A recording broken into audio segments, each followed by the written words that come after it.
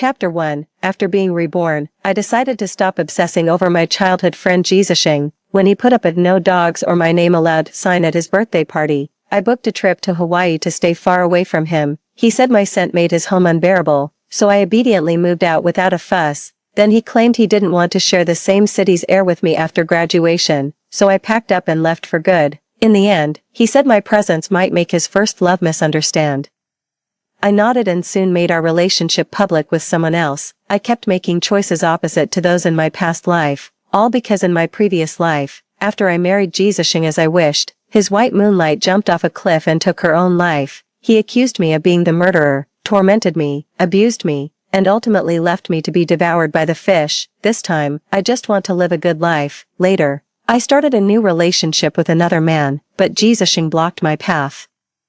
His eyes burning with fury. "Zhou Pei, come with me now and I'll forgive you for that joke. Zhou Pei and dogs are not allowed to enter." Seeing that familiar sign at the entrance, I burst into tears of joy. Zhou Pei is my name, and at this moment, it's being insultingly equated with a dog. But no one knows how thrilled I am right now, because I've been reborn. I've returned to the day of my fiancé Jisashing's birthday. In everyone's eyes, I'm not good enough for Jisashing.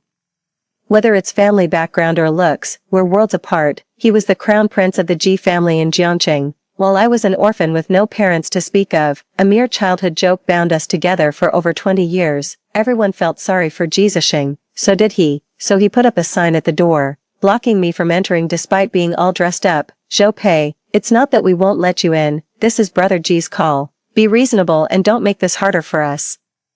It won't look good on you either." 5. Standing at the entrance was Jisashing's close friend, delivering the message with a cold expression. Security guards with electric batons flanked both sides. This full-scale security deployment was orchestrated specifically for me. Everyone knew Jisashing detested me to the core. In my previous life, I was similarly barred from entering the banquet. I waited by the door like a loyal dog, from dawn till dusk. Eventually, I fell ill with a high fever from the cold and passed out. When Ji's parents found out, they reprimanded Jisashing and pushed to expedite the marriage arrangement. On the wedding day, Jisashing's beloved white moonlight leaped off a cliff to her death. In Jisashing and his clique's eyes, I'm a murderer. Jisashing is seeking revenge for his white moonlight. Year after year, he subjected me to emotional abuse, torment, and relentless suffering. Countless times I asked for a divorce, only to be rejected every single time. Jisashing snarled that he'd drag me down even if it killed him. That feeling of being ignored, overlooked, treated like I didn't exist, I endured it firsthand for 20 years. In the end, driven mad, I plunged into the sea and ended up as fish food. The irony is, these were my final moments clinging to life. I watched Fu Yuanyuan make a grand return to the country and reunite with Jisashing. She wasn't dead after all, she was alive and well. Now an internationally acclaimed designer, their long-awaited, deeply passionate love story was celebrated by everyone. From start to finish, I was the only one who got played. I'm going to live my best life and stay far away from Jisashing. I turned and walked away under countless astonished gazes. Without a hint of hesitation, back at the Ji residence, I shed the cumbersome formal attire. Everyone knows I'm Jija's devoted follower. When it comes to anything about Jija, I always think 10 steps ahead, then I arrange everything perfectly for him. Jija has mentioned more than once that work is exhausting and he needs to unwind. So I worked around his schedule and planned a trip to Hawaii, because he mentioned missing the beaches and ocean there. But in his previous life, Jisashing didn't agree to the Hawaii trip either. Instead, he chose to go hiking and camping with Fu Yuanyuan. I was ordered to follow them, in the pouring rain. Jisashing told me to retrieve Fu Yuanyuan's bracelet. I ended up tumbling down a cliff and breaking my leg. I was stuck in the hospital for 2 whole months. I never want to experience that feeling of being driven to the brink of despair again. Staying away from Jisashing is the first step. I quickly packed my bags and went downstairs with my documents. Coincidentally, Jisashing came running in wearing a formal suit. He let out a cold laugh when he saw me, then snatched my luggage and threw it aside. I frowned and demanded, "What do you think you're doing, Zhou Pei? I should be asking you the same thing. Aren't you too old to be pulling this runaway stunt? What's your next move? Planning to leave a suicide note again?" Jizi's panted heavily, his face twisted in disgust as he accused, "Zhou Pei, are you that childish, using suicide to threaten me again?" I patted the grimy suitcase and retorted, enunciating each word deliberately.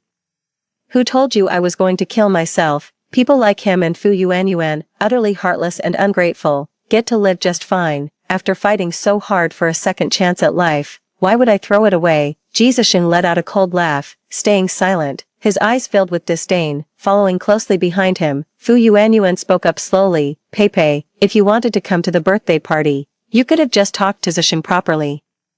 You two grew up together like siblings, why would he ever turn you away? Using suicide as a tactic might work once, but try it twice and it's just crying wolf. Fu Yuanyuan's words carried an implied meaning. Jisasheng's gaze toward me grew increasingly disdainful. My mind was a jumble of chaotic memories. Back in high school, after Jisasheng and Fu Yuanyuan started dating, it was as if he'd become a completely different person toward me, in a fit of anger.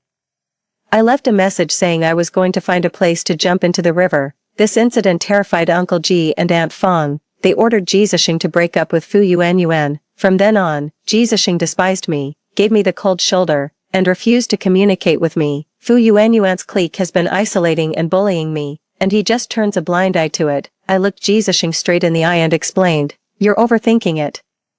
I never considered suicide, I was packing to catch a flight to Hawaii. Jisasheng scoffed, amused by my pathetic attempt to save face with such a flimsy excuse. Fu Yuanyuan tugged at Jisasheng's sleeve. Asheng, why don't we let Peipei join us? She looks so pitiful like this. Jisasheng frowned, on the verge of giving in. I declined again, no need, I'm going to Hawaii. Jisasheng's handsome face darkened as he scoffed.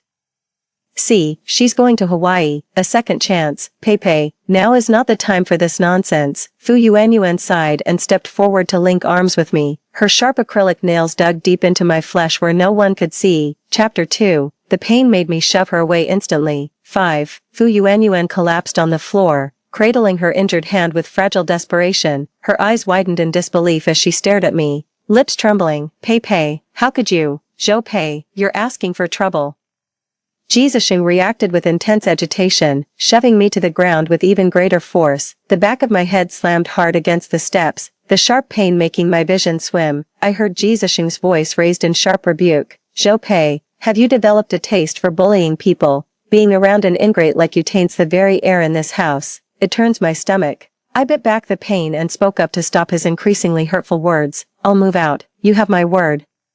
Jisasheng's fury caught in his throat. He glared at me intensely before finally scooping up Fu Yuanyuan and turning to leave. As I touched the sticky blood on the back of my head, a random thought crossed my mind. At 15, my relationship with Jisasheng wasn't nearly as strained as it is now. Having learned early on about our arranged marriage, I knew we were destined to become family. I always ended up clinging to him. He was rebellious, sneaking off to unlicensed internet cafes to game. And I tagged along. Later, he got into a dispute with someone over the game. I tried to break it up but got caught in the crossfire, accidentally cutting my finger. In that instant, Jisasheng turned into a ferocious beast. He beat a man much larger than himself until he begged for mercy. Yet this was the same man who used to fret over my slightest injury, like when I accidentally hurt my finger. Now he blindly sides with others who wrong me, telling me I'm asking for trouble. But it doesn't matter anymore. Once Uncle Ji and Aunt Fong arrive, my engagement to Jisasheng can be called off. I glanced at the servant beside me, forcing a strained smile. Could you take me to the hospital? I can pay you. The new young maid seemed eager to help, but before she could step forward, the elderly servant yanked her back. Their deliberately hushed voices finally reached my ears. Are you trying to get yourself killed? Don't you know the young master detests Miss Zhou? If he sees this, you'll lose your job. The young maid was startled. She gave me one last look before running off. I shook my head with a wry smile, crawling to the corner to pick up my shattered phone. Uncle Ji and Aunt Fong are away most of the year. They're only home for 3 or 4 days a month. Jisasheng is the sole master here, and he's made that clear more than once. I'm not part of the Ji family. I handle my own affairs. So everyone kept their distance from me, every time I came home. The leftovers were already tied up in the trash bag. The plates on the table were empty. Fortunately, I was already used to it. I forced myself to go to the hospital. The doctor said I had a concussion. Let me stay for a couple of days to observe. After being discharged from the hospital, I went back to the G residence to pack my things. The servants watched coldly as I struggled with the packing alone. That afternoon, I finished packing everything and moved it to a hastily rented apartment. This is just a temporary place to stay. Once I get my diploma, land a job offer, and call off the engagement, I can leave all of this behind. Day 3 since leaving the Ji family, Jisasheng called, his voice slurred with drunkenness. Where did you go? Private roommate 12, get over here. I was busy working on my resume when the interruption broke my train of thought, leaving me momentarily annoyed. "Jesus, is something up?" The person on the other end seemed to fall silent. Even the surrounding chatter quieted down noticeably. I said hello again, but getting no response, I prepared to hang up. Jesus spoke up abruptly. "Pei, where have you been?" I typed again, set my phone aside, and said offhandedly, "Didn't you say sharing a house with me made the air feel sickening? So I moved out. Don't worry, I won't be going back there again." The man's breathing grew heavier, then he let out a sudden cold laugh. "Pei, since when did you become so obedient? Wasn't it you who used to cling to me relentlessly? Since you're so obedient, I'm telling you to get out of this city and stay out of my sight. Can you actually do it? Pei, I don't care what game you're playing. If you keep targeting Yuan, you'll regret it." The mouse was acting up, and I just stared at the screen. It took me a moment to process what Jesus had said. Jesus' voice dripped with sarcasm. Suddenly, something occurred to me. "What's the matter? Run out of things to say? Aren't you tired of playing these petty games every single day? Apologize to Yuan, and I might let you crawl back," I said softly. "Alright, Jesus, I promise you, I'll leave." Without waiting for your response, I hung up the phone immediately. I received my diploma. I'd been getting quite a few responses to the resumes I sent out. The most satisfying offer came from a major company in the neighboring city. I immediately scheduled the interview. Landing a job was what I wanted most in my previous life. I was extremely anxious, but fortunately, the company called just before I boarded the train. I passed. I was on the high-speed train, eagerly searching for a suitable apartment. The thought of getting away from Jesus thrilled me beyond measure. Just stepped off the bullet train, I unexpectedly received a call from Jesus. The moment I answered, his blunt voice came through. "Pei, where are you?" My good mood instantly vanished like it had been doused with cold water. "What's up?" Jesus' voice grew colder. "My parents are back. They want you to come home for dinner." It was already evening by the time I returned to the G residence. 4 people were seated at the dining table. The G couple, Jesus and Fu Yuan all wore grim expressions. Something must have happened while I was away. I walked in without changing my expression. Jesus glanced at my face, then for some reason dropped his chopsticks and went upstairs. "No more for me. I'm stuffed." Fu Yuan followed him upstairs. I settled myself beside Uncle G and Aunt Fong. The two of them awkwardly made excuses for Jesus. I gazed intently at the 2 elders before me, who were like my own parents. In my past life, they learned that I was imprisoned by Jesus and tried to rescue me. But the G family was already under Jesus' control. There was little they could do to help. I don't blame them. I only blame myself for being foolish. "Uncle G, Aunt Fong, I've been doing a lot of thinking lately. Zixing and I aren't a good match. He doesn't like me, and I don't like him either. Better to part ways than to live in bitter union. Let's call off the engagement." Aunt Fong's face froze completely, her eyes glistening with tears. Chapter 3. Do we really have to go this far? 5. I nodded firmly, resolving the matter that has weighed most on my mind since rebirth. I feel completely at ease. Before leaving, I returned to my room to retrieve what I had left behind last time. Fu Yuan blocked my path. "Pei, can you give Ashing back to me? I'm carrying his child." A child shouldn't grow up without a father. Her eyes were red and swollen, looking utterly pitiful. I frowned and instinctively took a step back. Fu Yuan gave a strange smile, then grabbed my hand and shoved it against herself with force. Pei, stop pushing me. That hurts." Fu Yuan tumbled down the stairs, crimson blood flowing between her legs. Jesus rushed out of the study, his face contorted with rage at the sight. He raised his hand and slapped me across the face. "Pei, you're utterly despicable. You'd better mean it. I used to think people were exaggerating when they said you're a bully, but now I've seen it with my own eyes. How can you even deny it? If it weren't for you, Yuan and I wouldn't have broken up. Why do you always get in our way?" Uncle G and Aunt Fong came out of the room. Seeing this, Fu Yuan clutched her stomach and cried out even louder. Jesus snarled through gritted teeth. "Look, Mom and Dad. This is the wife you picked for me." After the excruciating pain, my vision blurred and my ears rang. Jesus' face was a mask of anguish and fury, as if the whole world had betrayed him. Without a second thought, I slapped him twice across the face. "Don't worry, that change is starting today. Jesus, I've had enough of you." Jesus was stunned, unable to believe what he was hearing. I rubbed my hands, nodded at the 2 elders standing by the door with unreadable expressions. "Uncle, Aunt, I have to go now. I walked away without waiting for their reaction. Once outside, I collapsed by the roadside. Jisashing must have put all his strength into that hit. A sharp, stinging pain shot through my cheek. I should have taken the chance to slap him a couple more times. That's just how Jisashing always is. He never takes my side when things happen, only criticizes me. Fu Yuanyuan loves playing the victim and scheming behind the scenes. I went through hell back in high school.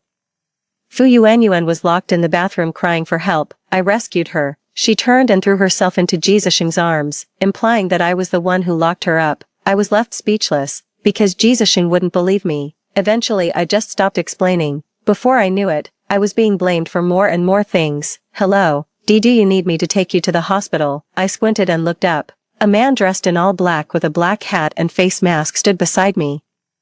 That kind of getup either means a celebrity trying to go incognito or a total creep. I started to shake my head, but then I just blacked out and collapsed. I stared up at the familiar white ceiling of the hospital room, smelling that not-so-pleasant antiseptic scent, and the man in black lying by the bed, his golden curls peeking out. I gazed at those shiny, fluffy golden curls. I couldn't resist reaching out to give them a touch. Feels amazing. The man woke up almost as soon as I moved. The moment our eyes met, he suddenly blushed and hurriedly pulled up his mask, but just one glance, I still recognized that rather famous face, the center position of a certain boy band in the entertainment industry. I was just about to speak when my phone suddenly rang. It's that damn Jisashing again. Fighting back my disgust, I answered the call. Jisashing's voice was hoarse and weary, unable to conceal his exhaustion. Zhou Pei, Yuanyuan had a miscarriage. My child is gone. This was my first child. How could you be so heartless? The man was grieving and in agony on the other end, while I remained expressionless on my side. Jisashing, you could actually ask your parents to call off the engagement. It's not that difficult. Our marriage was just a verbal agreement. A simple word would suffice. Why haven't you done it? Is it because you want to have your cake and eat it too? Yet blame the cake for not jumping into your mouth. Have I been such a devoted doormat all these years that you just can't let go? And Jisashing, you're really out of your mind. I hung up the phone right away, my chest heaving with anger. The young man beside me quietly urged me not to be upset. The doctor examined you and said you have injuries on your face. If you've experienced violence, I can refer you to a lawyer. Dressed head to toe in black with a mask on. Yet his eyes had that vulnerable puppy dog look that just begged to be taken advantage of. I gave a wry smile and lowered my gaze. There is actually something I need your help with. Didn't Jisashing say my very existence was getting in the way of him and Fu Yuanyuan being together? That day I posted a hand-holding photo. A man's slender, pale, and well-defined hand clasped mine firmly, forming the shape of a heart. The caption was especially blunt and straightforward, official announcement. The moment it hit the feed, the comments section went wild. What's going on? That hand doesn't look like our Shing's. What the hell are you doing? Zhou Pei, you'd better delete this now. Jisashing's bunch of troublemakers all showed up. I was delighted to see it and put down my phone feeling thoroughly satisfied. I recognize you. You're the center of that super popular boy band, Songguan, right? The man waved his hand modestly. Our group has disbanded, and I'm not the center anymore. Just from spending a little time with him, I could already get a sense of his personality, all bundled up like that. Could be a celebrity, might be a creep, or perhaps just socially awkward. I smiled at him and said, thanks for helping me out twice. If you don't mind, let me buy you a meal. The man looked hesitant. I added, if you're busy now, we can schedule it for another day. I made plans with Songguan to have dinner the day after tomorrow, which also happens to be my last day in Jiangqing. I've been sending my belongings to Haicheng one after another over the past few days. I'd decided to take the last 2 small suitcases with me. Ever since I made the official announcement on my social media feed, Jisashing was frantically calling me like a madman. I immediately blocked him, but he just called back from another number. I started thinking about changing my number. Later, I accidentally answered, and Jisashing's accusations came pouring through the phone. Zhou Pei. What the hell is your mother up to? Are you cheating on me? Zhou Pei, how come I never realized you were this capable before? I struggled to suppress my impatience. Ever since I came to my senses, ever since I lost all feelings for Jisashing, I realized Jisashing has 0 redeeming qualities and is downright foolish. Jisashing, I rarely get this harsh, but you genuinely disgust me. So it's the magistrates are free to burn down houses, while the common people are forbidden even to light lamps. You and Fu Yuanyuan created a life together, yet when I post a relationship update on social media, your friends act like moral crusaders and you lash out at me. What am I? Zhou Pei, your pet. Or did your G family buy me outright? Jesus-shing. Why don't you ask your parents? You and I called off our engagement ages ago. I'm single now. We have absolutely nothing to do with each other. Whether you love or hate Fu Yuan, that's none of my business. Jesus-shing was stunned. What did you say? Called off the engagement? No, I don't agree to this. Jesus-shing's voice was so intense and resolute that it took me a moment to process it on the other end of the phone. Then, snapping back to reality, I fired right back at him. Who cares whether you agree or not? The fact is, we never had an engagement party, and you never publicly acknowledged me as your fiancé. On top of that, you were always seen out and about with Fu Yuan. Everyone knew the two of you were the real couple. Honestly, whether you agree or not doesn't matter one bit. Uncle G and Aunt Fong called me one after the other. Both elders asked if I wanted to go back. After finally escaping that place, why would I ever return? On the day I had plans to meet Songguan for dinner. He was still decked out in full gear. I get it, he does stand out in a crowd. I went out of my way to book a private room. Just my luck, ran into that scumbag Jesus-shing again. He rushed over and grabbed my hand. Zhou Pei, you actually betrayed me. I thought you were joking. I never expected you'd actually go out to eat with this guy. Who is he? Jesus-shing. Do you think you're acting out some domineering CEO fantasy? I couldn't help but roll my eyes before pinching Jesus-shing's forearm hard. As soon as he let go, I quickly shielded Songguan and stepped back. Jesus-shing has some serious anger issues. He flies off the handle at the slightest provocation. He smashed my luggage for no reason, completely wrecking the suitcase. Jesus-shing looked hurt. Zhou Pei, you're taking his side. I was speechless. Should I be siding with a scumbag like you instead? Just get lost, will you? Arguing every other day. Aren't you sick of this? We've called off the engagement ourselves. You and I are done. Jesus-shing gritted his teeth. Zhou Pei, I won't let you leave. You took my child from me. You owe me one. What explosive language. For a moment I thought I'd misheard. Jesus-shing, if you've got a screw loose, go see a doctor. Is that massive surveillance system in your G family just for show? Fu Yuan fell on her own. I, Zhou Pei, won't take the blame for this. At this point, I shot Jesus-shing a knowing smirk. Chapter 4, in Palace Intrigue Dramas. This method not only harms others but also eliminates one's own troubles. Jesus-shing, for the sake of our years of acquaintance, I advise you to investigate the person sharing your bed. 5. In her previous life, Fu Yuan faked her death and returned to the country in glory 30 years later. She married an 84-year-old wealthy man abroad. Soon after the wealthy man died, she took up with his son. The reason she abandoned her comfortable life to return was she'd been involved with too many men there, and was caught by one of their wives. She simply couldn't stay any longer. I refused to believe such a calculating woman would use Jesus-shing's own flesh and blood to frame me, purely for the sake of framing me. I watched as astonishment washed over Jesus-shing's face. I let out a scoff, mimicking his trademark derisive laugh. I thought I could finally make my escape this time. Jesus-shing took a large step forward, blocking my path with bloodshot eyes and tears welling up. Zhou Pei, if you come with me right now, I'll forgive you for that joke. I shot him a disgusted look. Jesus-shing, are you out of your mind? Get your head checked, will you? I brushed past him and left with Songguan. The feng shui here is terrible. We ran into someone unpleasant the moment we arrived. Let me take you somewhere else. Songguan agreed obediently. An acquaintance sent me a link, hinted that I should go check it out. Only after clicking did I realize Fu Yuan was actually live streaming from the hospital, wailing and accusing me of causing her miscarriage. Playing the victim is her specialty, including hospital context and medical diagnosis. It's so convincing that people believe it without a second thought. Fu Yuan incited netizens to cyberbully me, adding me on WeChat and calling me. In no time, my social media platforms were completely overrun. Every time I open my phone, it's just a flood of vile language. Even former classmates, whether I knew them or not, are jumping on the bandwagon for clout. I was so furious I laughed, immediately called the police, and then phoned Jesus-shing, demanding he hand over the surveillance footage. I had it all figured out, but I never expected Jesus-shing to be so shameless. Zhou Pei, if you want to clear your name, the surveillance footage is at home. Just come back to me, and I'll hand it over to you.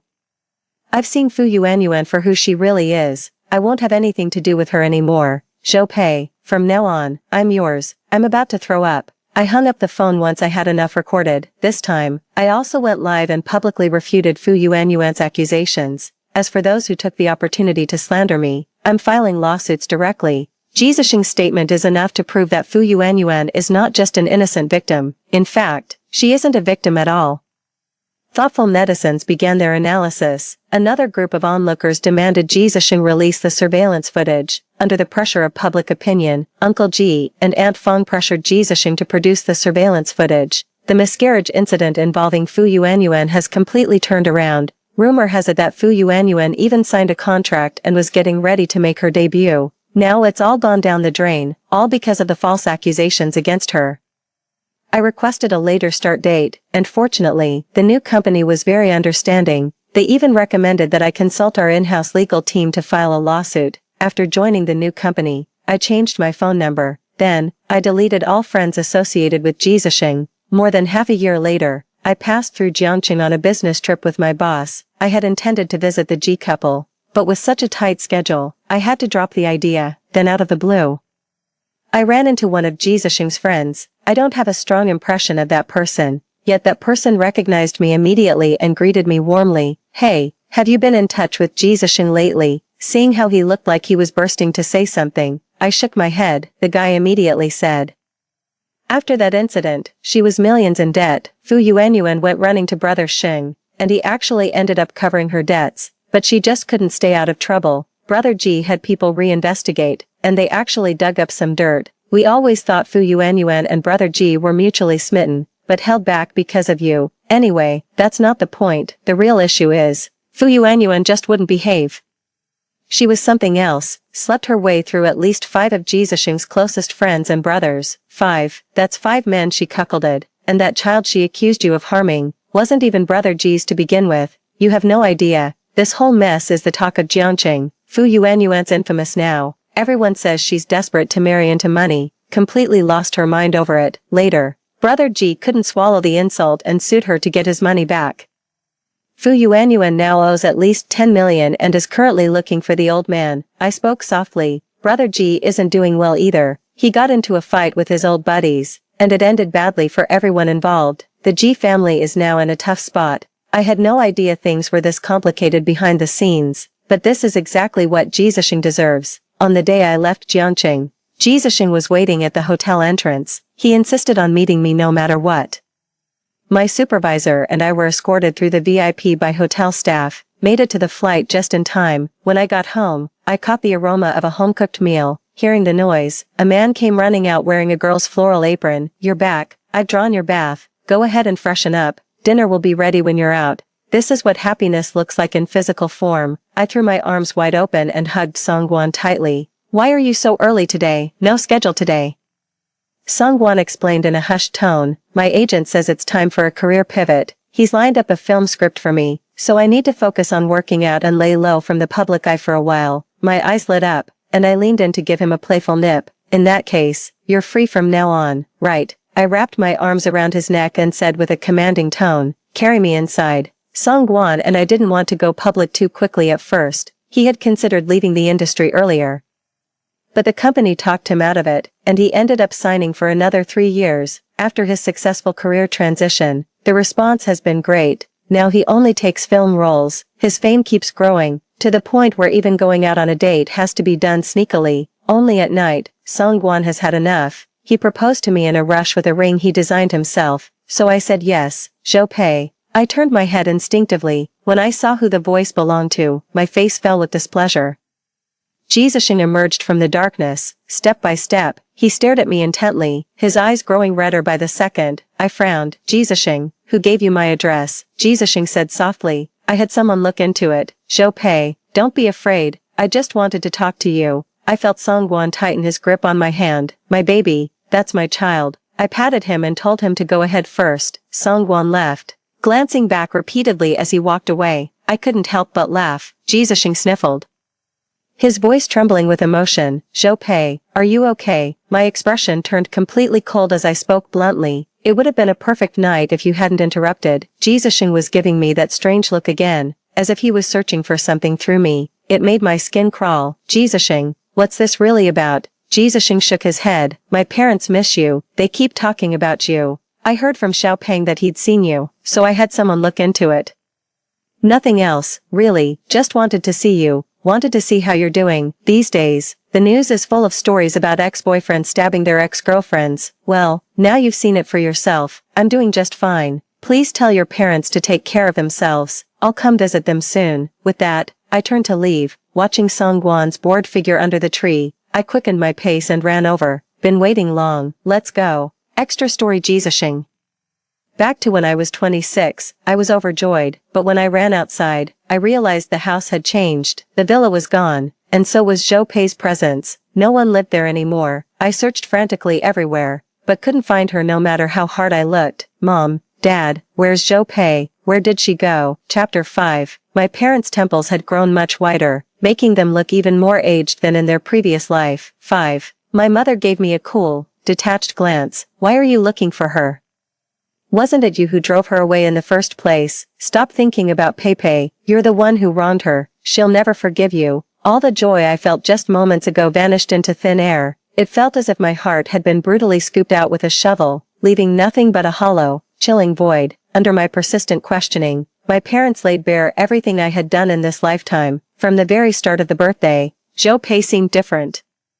I suspect she might have been reborn too. At this moment, I feel revitalized, as if I've been given a new lease on life. Pei, like me, has been reborn. Perhaps she can understand me. I began searching for traces of Pei, but I had hurt her too deeply. I couldn't find any information about him. Luck just wasn't on my side. 6 months later, I ran into an old friend by chance. I'm no longer the high and mighty Mr. G I used to be. Things at home aren't as good as they used to be. I waved to an old friend of mine. They told me about having seen Zhou Pei. Turns out she was just in the next city over. I freshened up and headed over to Zhou Pei's place, but then I saw her strolling hand in hand with a man, looking quite intimate. In that moment, I knew I probably didn't stand a chance. Zhou Pei already had someone new by her side. If fate had already decided this, why did destiny give me a second chance? I called out Zhou Pei's name. She seemed deeply displeased. I asked her how she'd been. She said it's fine. That's good. At least she's still alive. Story 2. My fiancé and my own brother hated me for 10 years. They firmly believed that I had bullied their beloved little white flower, and at my engagement party, they exposed my crimes to the world. "She is a bully," they declared. In a video broadcasted live online, the little white flower smiled through her tears. I don't blame her anymore. Looking back, the light boat has already passed thousands of mountains. She became an overnight sensation. I, on the other hand, was condemned by everyone, attacked with sulfuric acid by extreme fans, and in despair, ended both our lives. When I opened my eyes again, I was back in my senior year of high school. The little white flower was pouring water over her head, smiling as she asked me, "Have you thought about how you're going to apologize to me?" I snapped. I grabbed her hair and dragged her into the bathroom, pushing her head into the toilet. "I'll teach you what real bullying is. Such a filthy mouth. Remember to wash it before you tattle." Regarding the last memory of my previous life, it was the excruciating pain of sulfuric acid splashing into my eyes, enduring immense pain. Through my blurred vision, I saw my brother protecting Linjiao behind him. Then I grabbed a cake knife and stabbed it into her chest. "Let's go to hell together." When I opened my eyes again, the exceptionally clear scene before me stunned me for a second. Not until I saw Linjiao, much younger, opening a faucet and pouring water on her head. While pouring, she laughed and asked me, "Guess, will they believe me, or you?" I suddenly realized. It was this day, the beginning of when I was accused of bullying her in my former life. Seeing me standing there dumbfounded, Linjiao's smile deepened. "Have you thought about how you're going to apologize to me, Missy?" Old grudges and new hatred surged. I rushed over, grabbed her hair, and dragged her into the bathroom. Amid her sudden and miserable screams, I pushed her face into the toilet, thinking a little cold water will frame me. "Come on. I'll personally teach you what real bullying is." Linjiao struggled frantically, her arms flailing wildly, but she couldn't break free from my grip. She could only bury her face in the dirty water, her voice muffled. "Lu Xinqi, let me go." Gurgle, vomit. I laughed uproariously. "Such a filthy mouth. Remember to wash it before you go complaining." Whether this is a return to the past or a post-death illusion, it doesn't matter. I've completely lost it. In my previous life, I died on the most glorious day of my life. That day, I won my third Best Actress award, wearing a haute couture gown, standing next to my childhood sweetheart and fiancé Jiang Tian at a grand engagement party broadcasted live online. Then he announced to everyone, "I will never marry someone who has been a bully since high school." In my disbelieving gaze, Linjiao walked up from below the stage, with tears in her eyes. She looked up and smiled. Lu Xinqi, do you remember me, Lin Jiu, who you bullied for 10 years? You probably never imagined that one day I would stand on equal footing with you, but that's okay, I don't blame you anymore. Looking back, the light boat has already passed thousands of mountains. She became an instant sensation live online. Before I could react, a bunch of reporters arranged by my brother and Jiang Tian rushed in, surrounding me. Miss Liu, we heard you still bully newcomers on set. Some people saw you visiting the gynecologist recently. Is it because your promiscuous lifestyle has gotten you sick? Extreme fans burst from the crowd, throwing sulfuric acid in my face. Bitch, go die. The liquid splashed over, and the overwhelming pain glued to my face. My vision never cleared again. From heaven to hell, in the blink of an eye. 3. Coming to my senses, I released my grip, watching as Lin Jiu, her breath faint as silk threads, collapsed to the ground. Her innocent and pure face was now marred with filth. I couldn't help but let out a laugh, cry, make a fuss, and with that face, go tell the world that I bullied you. My tone suddenly rose at the end, remembering the agony of my features being dissolved by sulfuric acid in a past life. I stomped on her face again with force. Only then did I turn and walk away. Below the teaching building, my classmate Su Lan was waiting for me. Gym class started ages ago. What were you doing upstairs? I responded nonchalantly. Oh. Just bullying the new student a bit. She turned to me in shock. What? I said. Lucen once said, if the whole world thinks you're a bully, you might as well be one. Did Lucen really say that? It doesn't matter. We walked to the edge of the sports field and bumped into Jiang Tian. He wasn't in my class, but everyone in the school knew he was my childhood sweetheart and boyfriend, Lu Xinqi. Jiang Tian's gaze slid over my face, resting indistinctly behind me. Xian, why are you so late? By the way, I heard there's a new transfer student in your class. In my past life, every time Lin Jiu slandered me, he always made me apologize to Lin Jiu, glossing over the incidents, seemingly standing by my side, but with just a few words, he would solidify the accusation of my bullying. Thinking of this, I unexpectedly raised my hand and slapped him. Su Lan was shocked once again. Jiang Tian's expression remained unchanged. His eyes briefly turned colder, then as if nothing happened.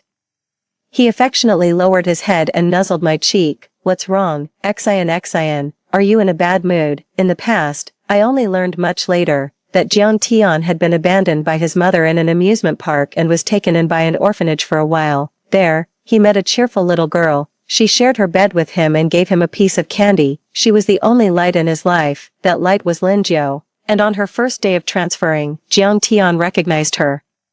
He firmly believed the words from Lin Jiu about me bullying her and hated me deeply, yet, constrained by his status as an illegitimate child, he had to suppress his feelings and appease me, because he needed our union to secure his place in the family. With that in mind, I said, let's break up. His pupils shrank suddenly. Why? Give me a reason. Xian. I pulled out a tissue and wiped my cheek where he had touched. I don't want to date the son of a mistress. It feels dirty.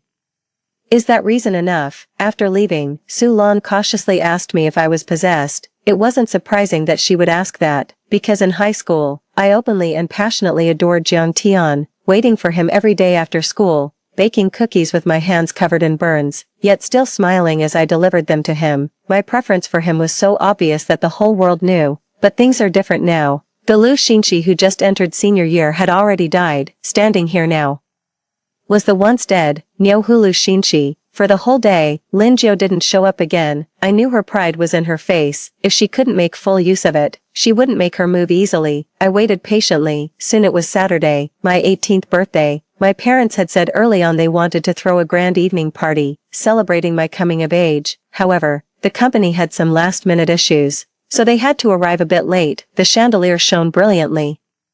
I was dressed in a haute couture cocktail dress, walking down the spiral staircase to the living room. From a distance, I saw my brother, Lu Xinting, dressed in a suit and leather shoes. He wore an indifferent expression and called me over. Lu Cici, come here. I walked over, pretending not to notice Jiang Tian standing behind him with his profound gaze.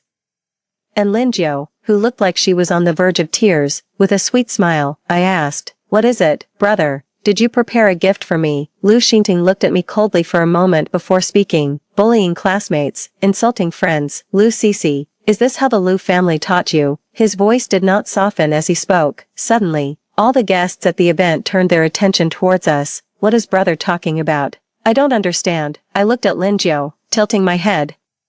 When did I insult or bully anyone? I don't even know her. It's too late to deny it now. Wrongdoings have consequences. Mom and Dad aren't here today, so I'll discipline you in their stead. Saying this, Lu Xingting pulled a disciplinary ruler from a nearby antique shelf. Looking at me sternly, he commanded, "Kneel." In the vast banquet hall, countless eyes watched eagerly. What? She bullied a classmate. The Lu family's daughter would do such a thing. Oh, being spoiled since childhood.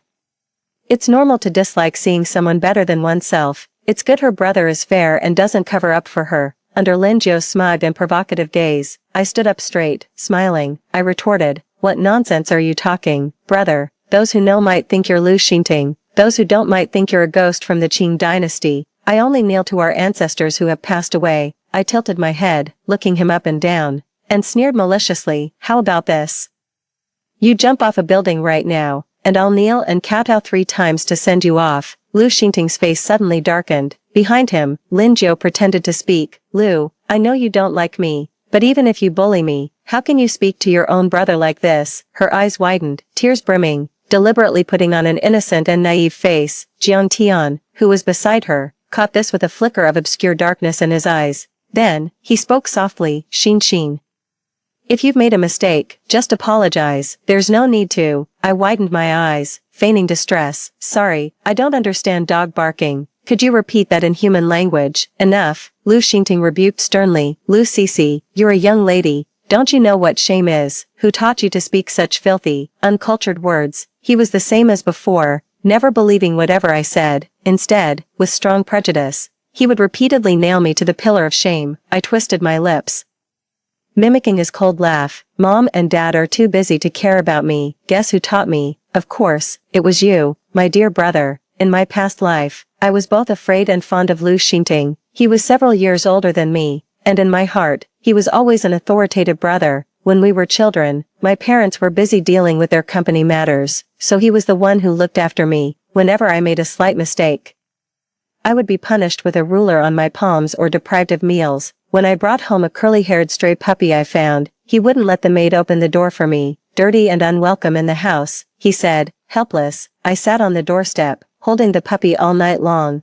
I was young then. I used to think that's just how he was, incapable of showing the gentle affection that other brothers had for their sisters. Then Lin Jiao appeared. That's when I realized. It's not that my brother didn't know how to be gentle, he just chose not to be gentle with me. I saw how he sat in the car, handing Lin Jiao a warm milk, massaging her head while saying, "Make sure you eat 3 meals a day, and if you're short on money, I'm here." I also saw how on a rainy day, Lin Jiao picked up a frail stray cat, and he held the umbrella over her, softly asking, "Do you want to keep it?" When Lin Jiao was drunk, clutching at his clothes and speaking nonsense, he listened patiently. His eyes filled with tenderness. In my past life, I was trapped in a deception of love, wondering why my brother didn't love me, why my fiancé didn't side with me. It took me a second life to finally understand. I am a complete individual on my own. I don't need to be loved to live. 9. The birthday dinner didn't end well. As I confronted Lu Xingting without backing down, my parents finally returned. They politely thanked and sent off the guests. Lin Jiao tried to play the victim again in front of my mom, but she was stopped with a smile. "I'm sorry, dear, but our family will handle our matters ourselves. Please leave now." Lin Jiao choked, almost in tears, glanced at Lu Xingting, then turned to leave. When it was just me and Lu Xingting at home, my dad finally spoke with authority. "All right, let's discuss what exactly happened." Before Lu Xingting could respond, I interrupted. "Recently a new transfer student arrived at school, and on her first day, she poured water over her own head and blamed it on me, accusing me of bullying her. Later I found out that this person was a poor student my brother had been sponsoring, named Lin Jiao." Lu Xingting looked up from the sofa, his eyes filled with shock, surprised. "Brother, your secret dealings with her were discovered by me so early." With tears in my eyes, my voice choked. "Actually, I don't blame her. It's just a birthday, after all. I'm just sad because my brother didn't believe me." In this world, Lin Jiao isn't the only one who can play the innocent. With my tearful voice, my father made the final decision. Enough, no matter who bullied whom, no more trouble. Making a big deal out of it and letting it spread outside isn't good for anyone. Let's put an end to this matter. 10. Back at school, I began openly bullying Lin Jiao. I poured ink into her drawer, laughed loudly at her accented English during recitations, and tore her physics exam into pieces. Scattering them over her head, "Go on, keep complaining, isn't that what you're best at?" I said with a laugh as pieces of paper fluttered down from her hair. She looked at me, her eyes flashing with deep resentment. In the end, she was trembling and crying as she apologized to me. I'm sorry, Lou, if I did anything to upset you, I apologize now. Did I fix it right? Your mere existence makes me unhappy." I raised my eyebrows curiously. "How are you going to fix that? Are you going to die right now?" She was at a loss for words and couldn't say anything. In the end, she just continued to cry. For the first time, I discovered how satisfying it was to be the villain. Naturally, she told the teacher as well. The teacher called me to the office. Crying, I recounted the events of the birthday dinner, and finally pulled out a hospital diagnosis. Because of her spreading rumors that day, my brother humiliated me in front of so many people. Every day I think about it and cry, even waking up from nightmares. I'm still seeing a psychiatrist and taking medication. The doctor said I have severe depression. In the end, the teacher had to console me instead. Everyone could see that I didn't like Linjo. Su Lan was puzzled. Why are you targeting her so much? What bad things has she done? I looked up and smiled at her. Can't I simply dislike the new student from a poorer family, just because I'm a bad woman and my family is rich? Stop it. She rolled her eyes at me. If you were that kind of person, why don't you bully me? My family is much poorer than hers. On the first day we became friends, you covered the cost of all my school supplies for 3 years of high school. Believing you would bully a classmate is harder than believing I'm Empress Wu. I still understand that much. Yes, everyone understands that much. But my brother and the person I liked, they didn't understand. I curved my lips into a smile, but there was no hint of joy in my eyes. 11. 1 month later was the school's centennial celebration. In my previous life, Lin Jiao performed a piano solo at the celebration ceremony arranged by Lu Xingting and Jiang Tian, catching the eye of a special admissions officer who granted her the only spot for exceptional admission. As for me, I had been dancing since I was 4, and had prepared a classical dance for over a decade. Then Jiang Tian found me. He hugged me in the sunset-drenched campus and whispered, "Can you not perform? Xian, I don't want so many people to see how beautiful you are. I'll get jealous. Just dance for me alone." Okay, I was a fool back then. I was actually flattered, thinking this was a sign of his care. So, on the day of the performance, I truly didn't go. I danced for him alone in the empty dance studio, over and over again. When the dance ended, cheers like roaring waves came from the distant auditorium. Jiang Tian heard it and suddenly laughed. He was always gentle and quiet in front of me. Even his smile was light and shallow, as if veiled in mist. For the first time,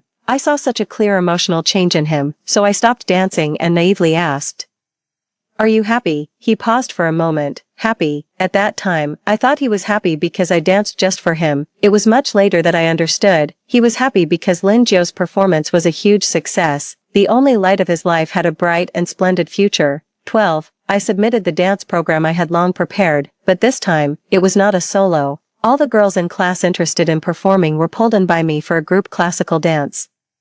I paid for a teacher out of my own pocket, bought the most expensive costumes, and ordered the best props. Compared to that, Lin Jiao's simple white dress piano solo seemed too plain. I don't know what she complained about in front of Lu Xingting. That evening, as I was coming home from school, he stopped me in the garden. "Lu Xingqi." My brother looked at me expressionlessly. "For the school anniversary performance, drop out of your act."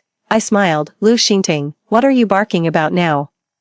Don't think I'm discussing this with you." A cold sneer surfaced in Lu Xingting's eyes. "If you insist on participating, you'll have to face the consequences yourself." I stopped in my tracks, staring into his icy eyes. "Brother, is your darling, who has been playing the piano for over a decade, not confident enough to compete with me on stage? What a waste." Just a few days before the school anniversary gala, Jiang Tian found me. "Xin, about last time, that was my fault.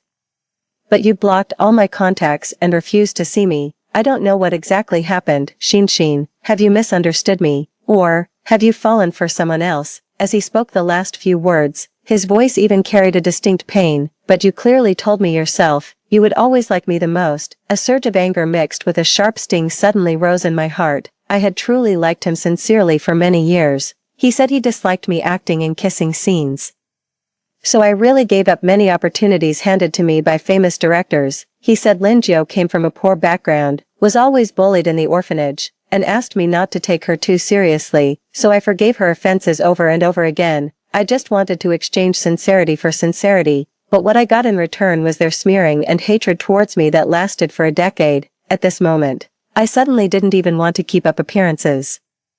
I grabbed Jian Tian by his collar and shoved him hard against the tree trunk behind him. He gasped in pain, and before he could speak, I slapped him across the face. I didn't hold back at all. His pale face immediately swelled up red. I leaned in close to him and said word by word, "You and Lin Jiao have known each other for a long time. I already know that. If you like her, why come to me pretending to be deep in love? You still want to keep me hanging while using me and act like a lapdog to your darling. You're just as vile as your hypocritical mother." After the last word, the emotions in his eyes brewed like an impending storm, but he couldn't utter another word. I scoffed, let him go, and walked away. That night, I had a dream. Unusually, I dreamt about the past life, what happened after I died. After the cake knife was plunged into Lin Jiao's chest, I died amidst extreme agony, and she was rushed to the hospital for emergency treatment.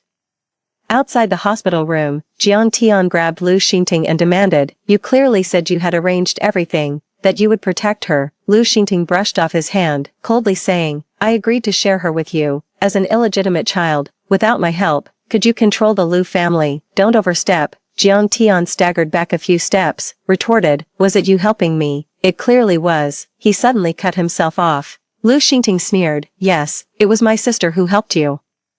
But she's already dead. The person who threw sulfuric acid on her was arranged by you personally, remember?" Jian Tian stood silently on the spot. The red light flickered above the emergency room door. Moments later, Lin Jiao was wheeled out. The doctor said, "The patient is still in critical condition." Jian Tian's gaze swept over her pale, bloodless face, his body trembling slightly. Then he spoke calmly. "I haven't forgotten, and I've never regretted it. I woke up from a dream." Stumbling into the bathroom, clinging to the toilet as I retched for a long time, when I finally stood up straight, I leaned on the countertop and saw my reflection in the mirror. My eyes, filled with red veins, brimmed with hatred. "No regrets," I muttered. "Don't worry, you'll regret being born in this lifetime. Just wait and see." 15. On the day of the school anniversary performance, I bumped into Lin Jiao by the artificial lake at school. She wore a modest yet luxurious silver dress and a costly diamond necklace around her neck. I was well aware that it was probably bought by Lu Xingting to comfort her. "Lu Xingting, do you think the status of the Lu family's daughter can protect you forever? You think I won't fight back after you bullied me for so long? I will make you pay 1,000-fold. So what if you know about the relationship between Jian Tian and me? He loves me, and your brother loves only me. People like you will never be loved by anyone." She rambled on, and I just smiled and replied with one sentence, "Does the toilet water taste good?" Then, seeing her face change abruptly, I turned and left. In the evening, the fiery sunset spread inch by inch across the sky. I and a group of girls from the dance team changed into our performance costumes and, holding up our skirts, hurried from the dance studio to the backstage. Halfway there, I realized I had lost the prop for the closing bow. Did I leave it in the dance studio? I thought carefully and decided to go back and look. Su Lan asked, "Do you want me to come with you?" "It's fine, the stuff isn't heavy. I can manage on my own." I smiled. "You go ahead to the backstage and do your makeup, then check with the stage manager about the order of our props." The large building was empty. Carrying my beautiful gilt-edged skirt, I briskly climbed the stairs.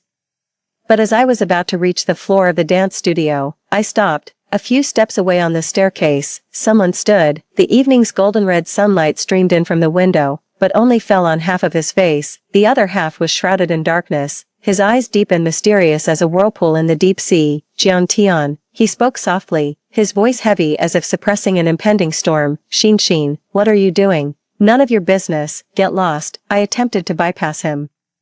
Stepping up the stairs, suddenly, a tremendous force came from my shoulder. My mind lagged for a second. By the time I realized what was happening, I felt light, already falling backward. Behind me were the high stairs. I landed heavily on my back, rolling down the steps. Amidst overwhelming pain, I crashed next to an iron railing, almost hearing the faint sound of my ankle breaking. Jian Tian walked down the steps, stopping beside me. He still looked at me with those calm, sorrowful eyes.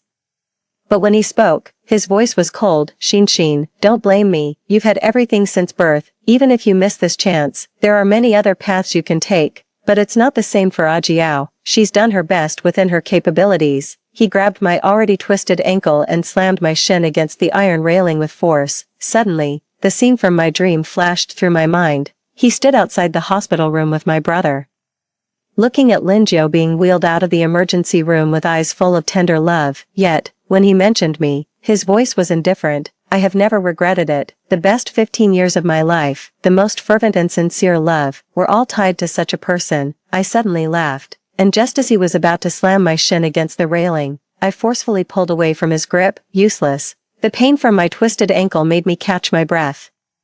But I seized the moment while Jiang Tian was still unresponsive, grabbed his hair, and smashed his head against the railing. Scum, think you can harm me again? Dream on. Jiang Tian's head hit the iron railing with a loud thud, his forehead struck a sharp corner, and immediately, fresh red blood gushed out. It trickled down his cheek, drop by drop staining his clothes. Shin. I took a couple of breaths, let go of his hair, and stood up.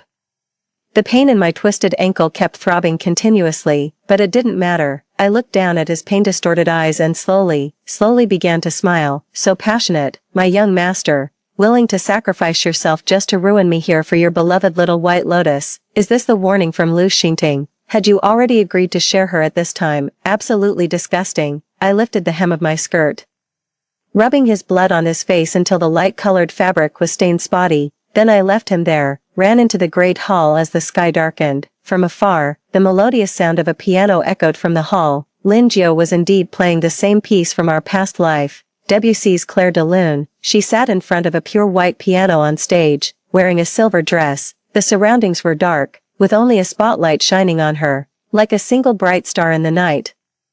Just like in a previous life, at my engagement party, where she climbed up stepping on my flesh, she was dazzlingly beautiful. I ran down the narrow aisle between the rows of seats, pushing past the security guards and the host who tried to stop me, leaped onto the stage, and stood in that sole beam of light. I kicked Lin Jiao over and punched the piano. Under her incredulous and stunned gaze, I began to rant. Play. I told you to play. Dare to send your little lackey to harm me. And here you are playing your daddy's tune. Of course, I knew. The special recruitment teacher invited by Lu Xingting was sitting right there in the audience. In my past life, after hearing Lin Jiao's Clair de Lune, he contacted her at the end of the performance, offering her the only specially approved admission spot. Lin Jiao accepted. It was just the first step in her bright future. Later, through Lu Xingting's careful planning, she became the close disciple of a master in the music world. Due to a role I had to play as an autistic piano prodigy in a film, my agent arranged for me to learn from that master. But after just meeting Lin Jiao, I returned home that evening only to be confronted by Lu Xingting at the door. He looked at me with disgust. Lu Xingqi, will you ever stop? Just because you're no match for Jiao, you hate her so much that you even tore up the piano score she copied by hand for the teacher. Such a bad seed. I was bewildered for a few seconds. And as I was about to defend myself, he cut me off with a wave of his hand. Lies upon lies. I won't believe a word of your excuses. In the midst of surprised murmurs from the audience, I heard someone scream, blood, look at all the blood on her dress. The blood mixed with dust formed a mottled pattern on the hem of the dress. Her hair was disheveled, and her ankles were badly swollen. Every detail on my body confirmed the truth of the words I spoke. Lin Jiao, leaning on the piano stool, staggered to her feet. The look she gave me churned with deep resentment and hatred, which after a few moments, reverted to her usual feigned frailty and innocence. Classmate Lu, I don't know what you're talking about. There must be some misunderstanding, but this is my performance, and out of respect for the audience, you shouldn't have rushed up here so recklessly. Lu Xingting stood up from the audience, visibly furious, and scolded me. Lu Cece, you're insane, ignoring him. I brushed past Lin Jiao and sat down on the piano stool. I began to play Beethoven's Symphony No. 5, in a past life. To perform it authentically in a film, I had learned it thoroughly over 3 months. I wasn't a master, but it was more than sufficient for this moment. The vigorous piano notes, accompanied by a slight hum of electricity, resonated under the spacious dome of the auditorium. After finishing the piece, I turned to her and said emphatically, you ruined my birthday party, tried to drive a wedge between my brother and me, spread rumors about me in front of my family and friends. All these I can handle in my way, but having Jiang Tian push me down the stairs, trying to break my legs just so I wouldn't appear on this stage. I paused, staring at her suddenly pale face, and scoffed. Piano is your pride, isn't it? Don't you even have the confidence to compete against me on the same stage? The chaos erupted both on and off the stage. Eventually, a teacher in charge of the school anniversary performance escorted Lin Jiao and me off the stage. The host came up to smooth things over, Next on the program was a group classical dance we had arranged. Backstage, I passed by the girls participating in the performance. Sulan rushed over with tears in her eyes and grabbed my hand. "Are you hurt?" "I should have gone with you." "I'm fine." I smiled and patted her head, comforting her. "Go perform, you've practiced so long. Give yourself a satisfying performance." The first prize for the school celebration performance was 100,000 yuan. From the beginning, this dance was not choreographed for myself. As I watched them step onto the stage, I felt a burden lift from my shoulders. Then, overwhelmed by intense pain and fatigue, I closed my eyes. My consciousness slipped into darkness. I woke up in the hospital. That night, Lu Xingting burst into the room. "Madwoman Lu Cece, you're a madwoman." He had a step-by-step plan to elevate his beloved to a shining position, like nurturing a flower from bud to bloom. It was meant to be immensely satisfying. But brother, how could I let you have that chance? What to do, brother? Your little white lotus didn't even finish her piece, and the plan to break my legs has been exposed. She won't be able to go to the school she wants now. Suddenly, I remembered something else. "Oh, and your accomplice Jiang Tian is still lying on the ground in the comprehensive building. Remember to send him to the hospital if you have time." I clutched the corner of the blanket and laughed, the pain in my ankle distorting my features slightly. In the reflection of his pupils, I saw my own appearance, like a madwoman, or perhaps since the day I died in a past life, I had already become a madwoman. Lu Xingting's face twitched slightly, and rage flashed through his eyes. When I looked again, I returned to my usual indifference and condescension. "Was it useful, Lu Xingxin? Even if Lin Jiu's performance failed, you didn't get to dance your dance. Moreover, your crazed appearance was fully captured by the camera nearby. This time, you can't just get away with a forged medical certificate. The school has already contacted your parents, preparing to have you expelled." "Ha ha ha ha." I laughed loudly. "Just a suspension. Do you think I care, Lu Xingting? Don't forget, I am also a child of the Lu family, just like you." As Jiang Tian said, "If this path is closed to me, I still have many others to choose from." From the beginning, my only goal was to bring down Lin Jiu, this so-called innocent flower, nothing more. The things she falsely accused me of in my previous life, I might as well turn them into reality now. The paths she took in the past, I will block them one by one. Our scores haven't been settled yet. Lin Jiu, I caused a huge scene during the school anniversary ceremony, hitting both Jiang Tian and Lin Jiu. Together with the previous incidents of bullying Lin Jiu at school, it all got uploaded online. It sparked quite a media storm. The conflict between the rich heiress and the poor girl, whether it's 10 years ago or 10 years later, always carries enough topic for discussion. But this time was different, because of the clear words I spoke on stage, my disheveled appearance, and that piece filled with extreme anger and madness. Destiny. Many people sided with me. It might not necessarily be the rich girl bullying the poor, right? Her piano playing doesn't seem to fit that kind of person. LOL. Are you an internet troll above? You can even use piano playing to predict the future. No, I mean, look at her. Her ankles are swollen like bread, and she's covered in blood. Who bullies someone and ends up looking like that themselves, putting aside other things? She has such a beautiful mental state, way ahead of our times by 8 versions. In the end, Su Lan and a few other girls who danced with me went online to argue with netizens. Lu Xingxin is not what you guys describe. It was Lin Jiu who provoked her first. The online arguing was intense. During the days I stayed in the hospital, I didn't know what Lu Xingting told our father, but when I was discharged and went home, he looked at me with an extremely cold demeanor. "A little time left unchecked, and you've become utterly lawless. Since your school refuses to let you continue, you might as well study abroad, hide for a few years, and come back when things have settled down." I wasn't surprised by his attitude. Between me and Lu Xingting, his son, he always favored his son first. When the engagement party incident happened in my previous life, my dad was still alive. It was impossible for Lu Xingting to cause such a big stir without him knowing, yet until I died, he never told me anything. But it doesn't matter. I tugged at the corner of my lips. "All right then, you've always wanted to study performing arts. I'll help you contact people to apply for an arts school." "No," I suddenly spoke up. "I want to study finance, major in business." The two people in front of me were taken aback. When my dad looked at me again, there was a deeper meaning in his eyes. My school application was processed quickly. Jiang Tian's injuries were much more severe than mine. He was still in the hospital when I recovered. I heard Lin Jiu visited him and even comforted him, saying it wasn't his fault, that you were too heartless. Su Lan brought a large bunch of lilies to visit me at home. Such a perfect couple. They wanted to break your legs, and you ask where you were heartless. I glanced at the flowers in her hand. Those must have been expensive. The prize money was meant for you to keep. It's okay. Everyone knows you're going abroad now, so they wanted to. Everyone chipped in, and they made sure I got this for you to see. She stuffed the flowers into my hands, took a deep breath as if she had made up her mind. Shinchi, I always feel like you know something I don't, especially after Linjo transferred to our school. Things seemed different. I don't know how to put it. Just ignore me if I'm not making sense. She sidestepped the bouquet and carefully hugged me. Come back soon. I want to remain friends even after you return to your country. The night before I left, I sat with my mother on the balcony, the evening breeze gently blowing. She looked at me, hesitating to speak. I held her hand, gazing into her eyes. Mom, don't worry about me.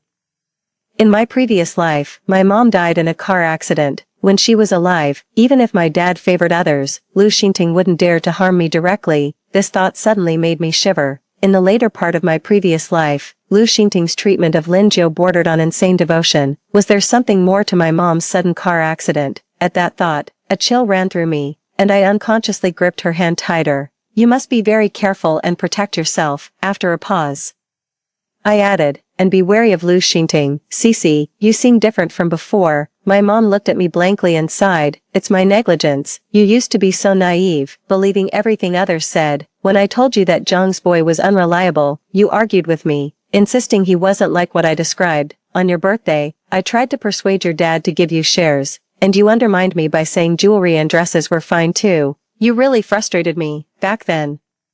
I wished you were smarter and more cunning, but if this change came at a terrible cost, I'd rather you stayed naive forever. How could a mother not understand her own child? In my previous life, I was naive and always assumed the best of others. That's why Lin Jiu deceived me countless times, yet I never really turned against her, and that's why I ended up dying at my own engagement party. No, Mom. I pressed the corners of my reddening eyes and chuckled. In this dog-eat-dog world, the naive are just prey. Sadly, I had to die once to understand that. At 18, I traveled abroad with my suitcase. Everything around me was completely unfamiliar, but I felt no fear, because I knew too much about what was going to happen. Even if the details were murky, knowing just a few major turning points was enough for me to do a lot. The most important was 2 years later, in my previous life. At the age of 20, Lu Xingting got some information through certain channels and flew to San Francisco to collaborate with a man named Zhou Hai, who possessed cutting-edge core technology. In the next 5 years, he helped Lu Xingting gradually take complete control of the Lu Corporation. I invested the money my mom gave me in the stock market, leveraging some remnants of my past life's memories to multiply the initial funds several times over.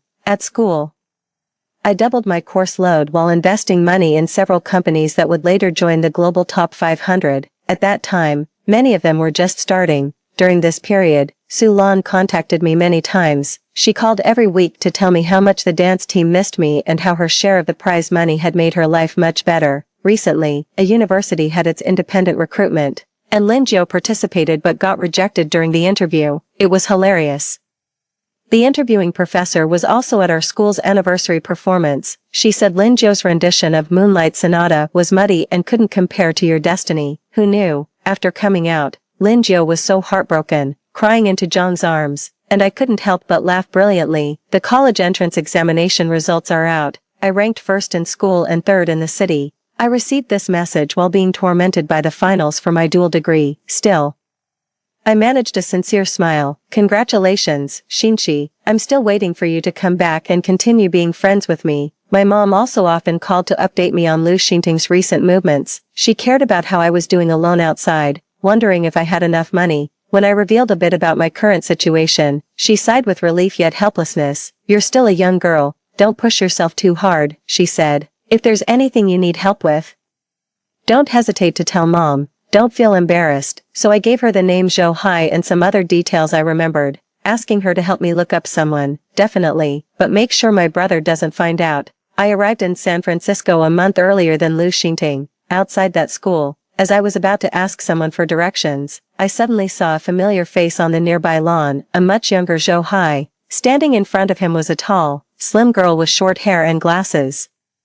Staring at him coldly, that's my research outcome. Who gave you the permission to discuss business partnerships without my consent? Zhou Hai responded with a forced smile. What's yours and mine? Isn't it something we both worked on together? The idea was mine. I did the experiments. You just assisted me for a while and helped record some data. How do you think you have the right to deal with my work? The girl stood her ground. Hearing this, Zhou Hai's expression darkened. Qingjilan. Don't go too far. We're about to graduate. Am I not considering our future? What use is it to keep the project to yourself? Isn't it better to find a reliable company to collaborate with and maximize the benefits? I'll say it one last time. It is mine. The girl named Qingjilan looked at him indifferently. The patent is in my hands. You don't even know the core technology, and you want to find someone to develop it. As long as I'm alive, that's impossible. Also, we're breaking up.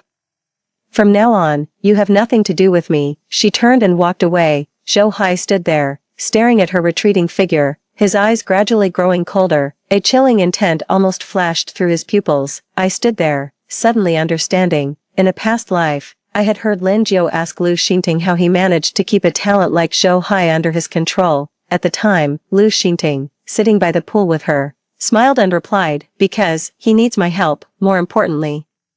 In a past life, I had never heard of Qingjilan's existence. I managed to meet with Qingjilan in a coffee shop far from her school. She sat down across from me, getting straight to the point. Miss Lu, I know why you've come, but my work is not for sale. Why? She hesitated, then spoke. At the moment, it's only a prototype. I paused abruptly as I was about to sip my coffee. I know, you businessmen care about commercial value, but I don't. I only care about the final outcome I can achieve. The change it can bring to human technology. To me, that's what's most important. I watched her intently. When she talked about her ideals, her plain face shone with an indescribable dazzling light. She was a very bright girl, and she should have become a great scientist known through history, but in a past life, because of the selfish desires of two men, she died in a strange country, like a speck of dust disappearing under the wheels of history. Miss Lu, if there's nothing else, I'll take my leave now. I suddenly extended my hand to stop her. He looked at her sincerely. Miss Qin, I am willing to provide all the funding and resources needed for your research, and in return, all you need to do is help me out with a small favor. Once the product is complete, your achievements will still be your own. And history will remember your name. Does that sound agreeable? The day I returned to my home country, the first snow was falling thick and fast. As I walked out of the airport with my suitcase, I immediately noticed the billboard next to me. On it was Lin Jiu's face, meticulously made up. Over the past few years, while I was busy setting up a company abroad to compete with Lu Xingting, who was gradually taking over the Lu Corporation, he had not been idle. Despite not being successfully headhunted and failing his interview, Lin Jiu was still managed to be admitted into a film academy and successfully debuted in the entertainment industry by his efforts. She really never changed. I chuckled sarcastically and got into the car, driving through the thinly snow-covered traffic. The car headed straight to my company building. The tender meeting 3 days later was another crucial milestone.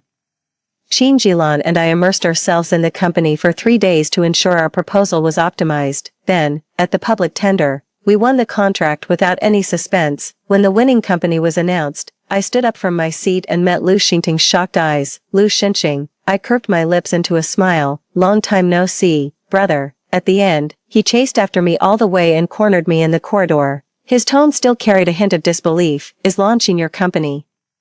After Qingjilan disappeared, did you hide her away? You're quite anxious, Lu Xingting. I burst out laughing. What do you mean, hid her away? You don't even know her. Why are you so obsessed with finding a living person? Are you planning some illegal activities? Then, as his gaze turned sharply intense, I left, laughing loudly. This trip back home was high profile. After securing the contract, I began networking and met many renowned figures in the business world. Holding the exclusive rights to Qingjilan's patents and having just snatched a major project from the Lu Corporation, everyone was extremely courteous and friendly towards me. This was something I had never experienced even when I had won 3 Best Actress awards in my previous life. Really, it's all about controlling the means of production, I remarked, holding a glass of red wine. Su Lan turned to look at me, sizing me up. I feel like you've only been gone for 4 years. But you've matured as if it's been 10, that's normal, isn't it? At 18, you can afford to be wild because of youth, I said. Now that I've graduated from university, before showing my fangs, I need to maintain some decorum. After saying that, I raised my paddle and called out, 2 million. Lin Jiu, sitting in the front row, suddenly turned her head. Jiang Tian, seated beside her, also looked at me. In the moment our eyes met, he was momentarily distracted. I keenly noticed the faint scar on his forehead. It suddenly seemed very interesting. 260,000. Coming back to his senses, he quickly raised his paddle and started bidding against me. I knew that he intended to buy the diamond-studded bracelet as a gift for Lin Jiu's upcoming birthday, even though he had managed to gain some influence in the Jiang family's company. It was nothing compared to Lu Xingting's sole control of the Lu Corporation, to curry favor. He had to find other ways. I continued to bid alongside him, watching him spend 6 million to secure the bracelet. I smiled. That's deep affection. Jiang Tian held the bracelet, silently looking at me. It took a good while before I softly called out, Xin, stop it, I'm going to throw up. I dramatically took a step back, sizing him up from head to toe. After a moment, I scoffed lightly. He's more capable than your little mistress mom, at least he made it to the top. I just wonder how you and my brother arrange your schedules. Do you take the odd days and he takes the even days, and then you both share Sundays? I made these remarks quite audibly. Sure enough, as soon as the auction ended, some business friends came to ask me what was really going on. I put on a troubled face. My brother and the Jiang family's illegitimate son have fallen for the same young starlet. Oh, just a little affair. Every family has its lovers. For true love, one can endure anything. It wasn't just their gossip I was spreading. I also entered the entertainment industry with funds, promoting a new female star. I snatched several key roles from Lin Jiu that were crucial in her past life. Lu Xingting couldn't bear seeing his beloved suffer like this outside. He took decisive action against me. Just what I was waiting for. If you don't make a move, how can you expose your flaws? Suddenly, my name and the company hit the trending searches. Hashtag launching founder Lu Xingqi accused of school bullying. Hashtag Lu Xingqi spreads false rumors. Hashtag Lin Jiu bullied. During the school anniversary performance, the video of me smashing Lin Jiu's piano was played again, only this time, they cut out the part where I played Destiny afterwards. Not only that, but they also contacted classmates from senior year to testify that I indeed bullied Lin Jiu. Yes, at that time, Lu Xingqi really disliked Lin Jiu, tearing up her papers and pouring ink into her drawer, leading all the girls in the class to isolate her. In the video, the boy looked indignant, but because she was a rich girl, Lin Jiu couldn't do anything about her. She had to endure whatever mistreatment came her way. Later, when the issue escalated, the school expelled her, and then she turned around and went abroad to gold-plate her education. Now she's transformed into the founder of an innovative company. The company's stock price fell for several days. Several partners called, subtly asking what was really going on. I knew that if I didn't give them a satisfactory answer, the partnerships would be halted. Just wait a bit longer. I twirled my pen, smiling as I spoke with them. We're all business people here. We all know not to act without sure odds. Fortunately, Lin Jiu wasn't as composed as I thought. She hated me more than ever, and seeing my reputation suffering, she took the opportunity to speak out. In a live broadcast, she mentioned the incident. I remember being asked by the teacher to read the text aloud, having attended a rural elementary school where one teacher taught many subjects in mute English. It was a bit embarrassing. She laughed, and that was the first time I realized my pronunciation was incorrect. I had also prepared seriously for that school anniversary performance. I had been studying piano for many years. Her tone seemed calm, but towards the end, tears welled up in her eyes. The comments, whether from curious viewers or paid trolls by Lu Xingting, flooded in. Sweetie, you're not embarrassing at all. You've done great. She's shameless, not looking at her own background. How dare she mock someone hardworking? Is it just me? Or is there a contradiction between her attending a village school with no English teacher and studying piano for over a decade? I couldn't help but laugh when I saw the last comment, but that comment quickly disappeared, submerged in a sea of words. During the live broadcast that day, the number of online viewers broke 5 million. The next day, my father called me back sternly and ordered me to merge launching with Lucier. After 4 years of studying abroad and showing no improvement, you come back to the country and cause such a mess within a few days.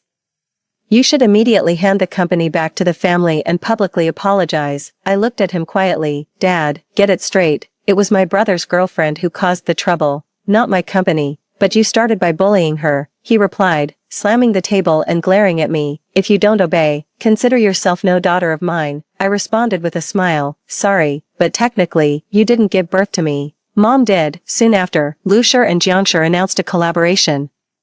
Together, they targeted my company, snatching away several large projects from Lanxin. My father publicly declared he would disown me, saying he didn't want a vicious daughter like me. At the company parking lot, I was almost attacked with sulfuric acid by extreme fans of Lin Jiu. He was also secretly plotting with my dad to use my high school mental breakdown and a diagnostic certificate to have me committed to a psychiatric hospital, in this life as in the previous one.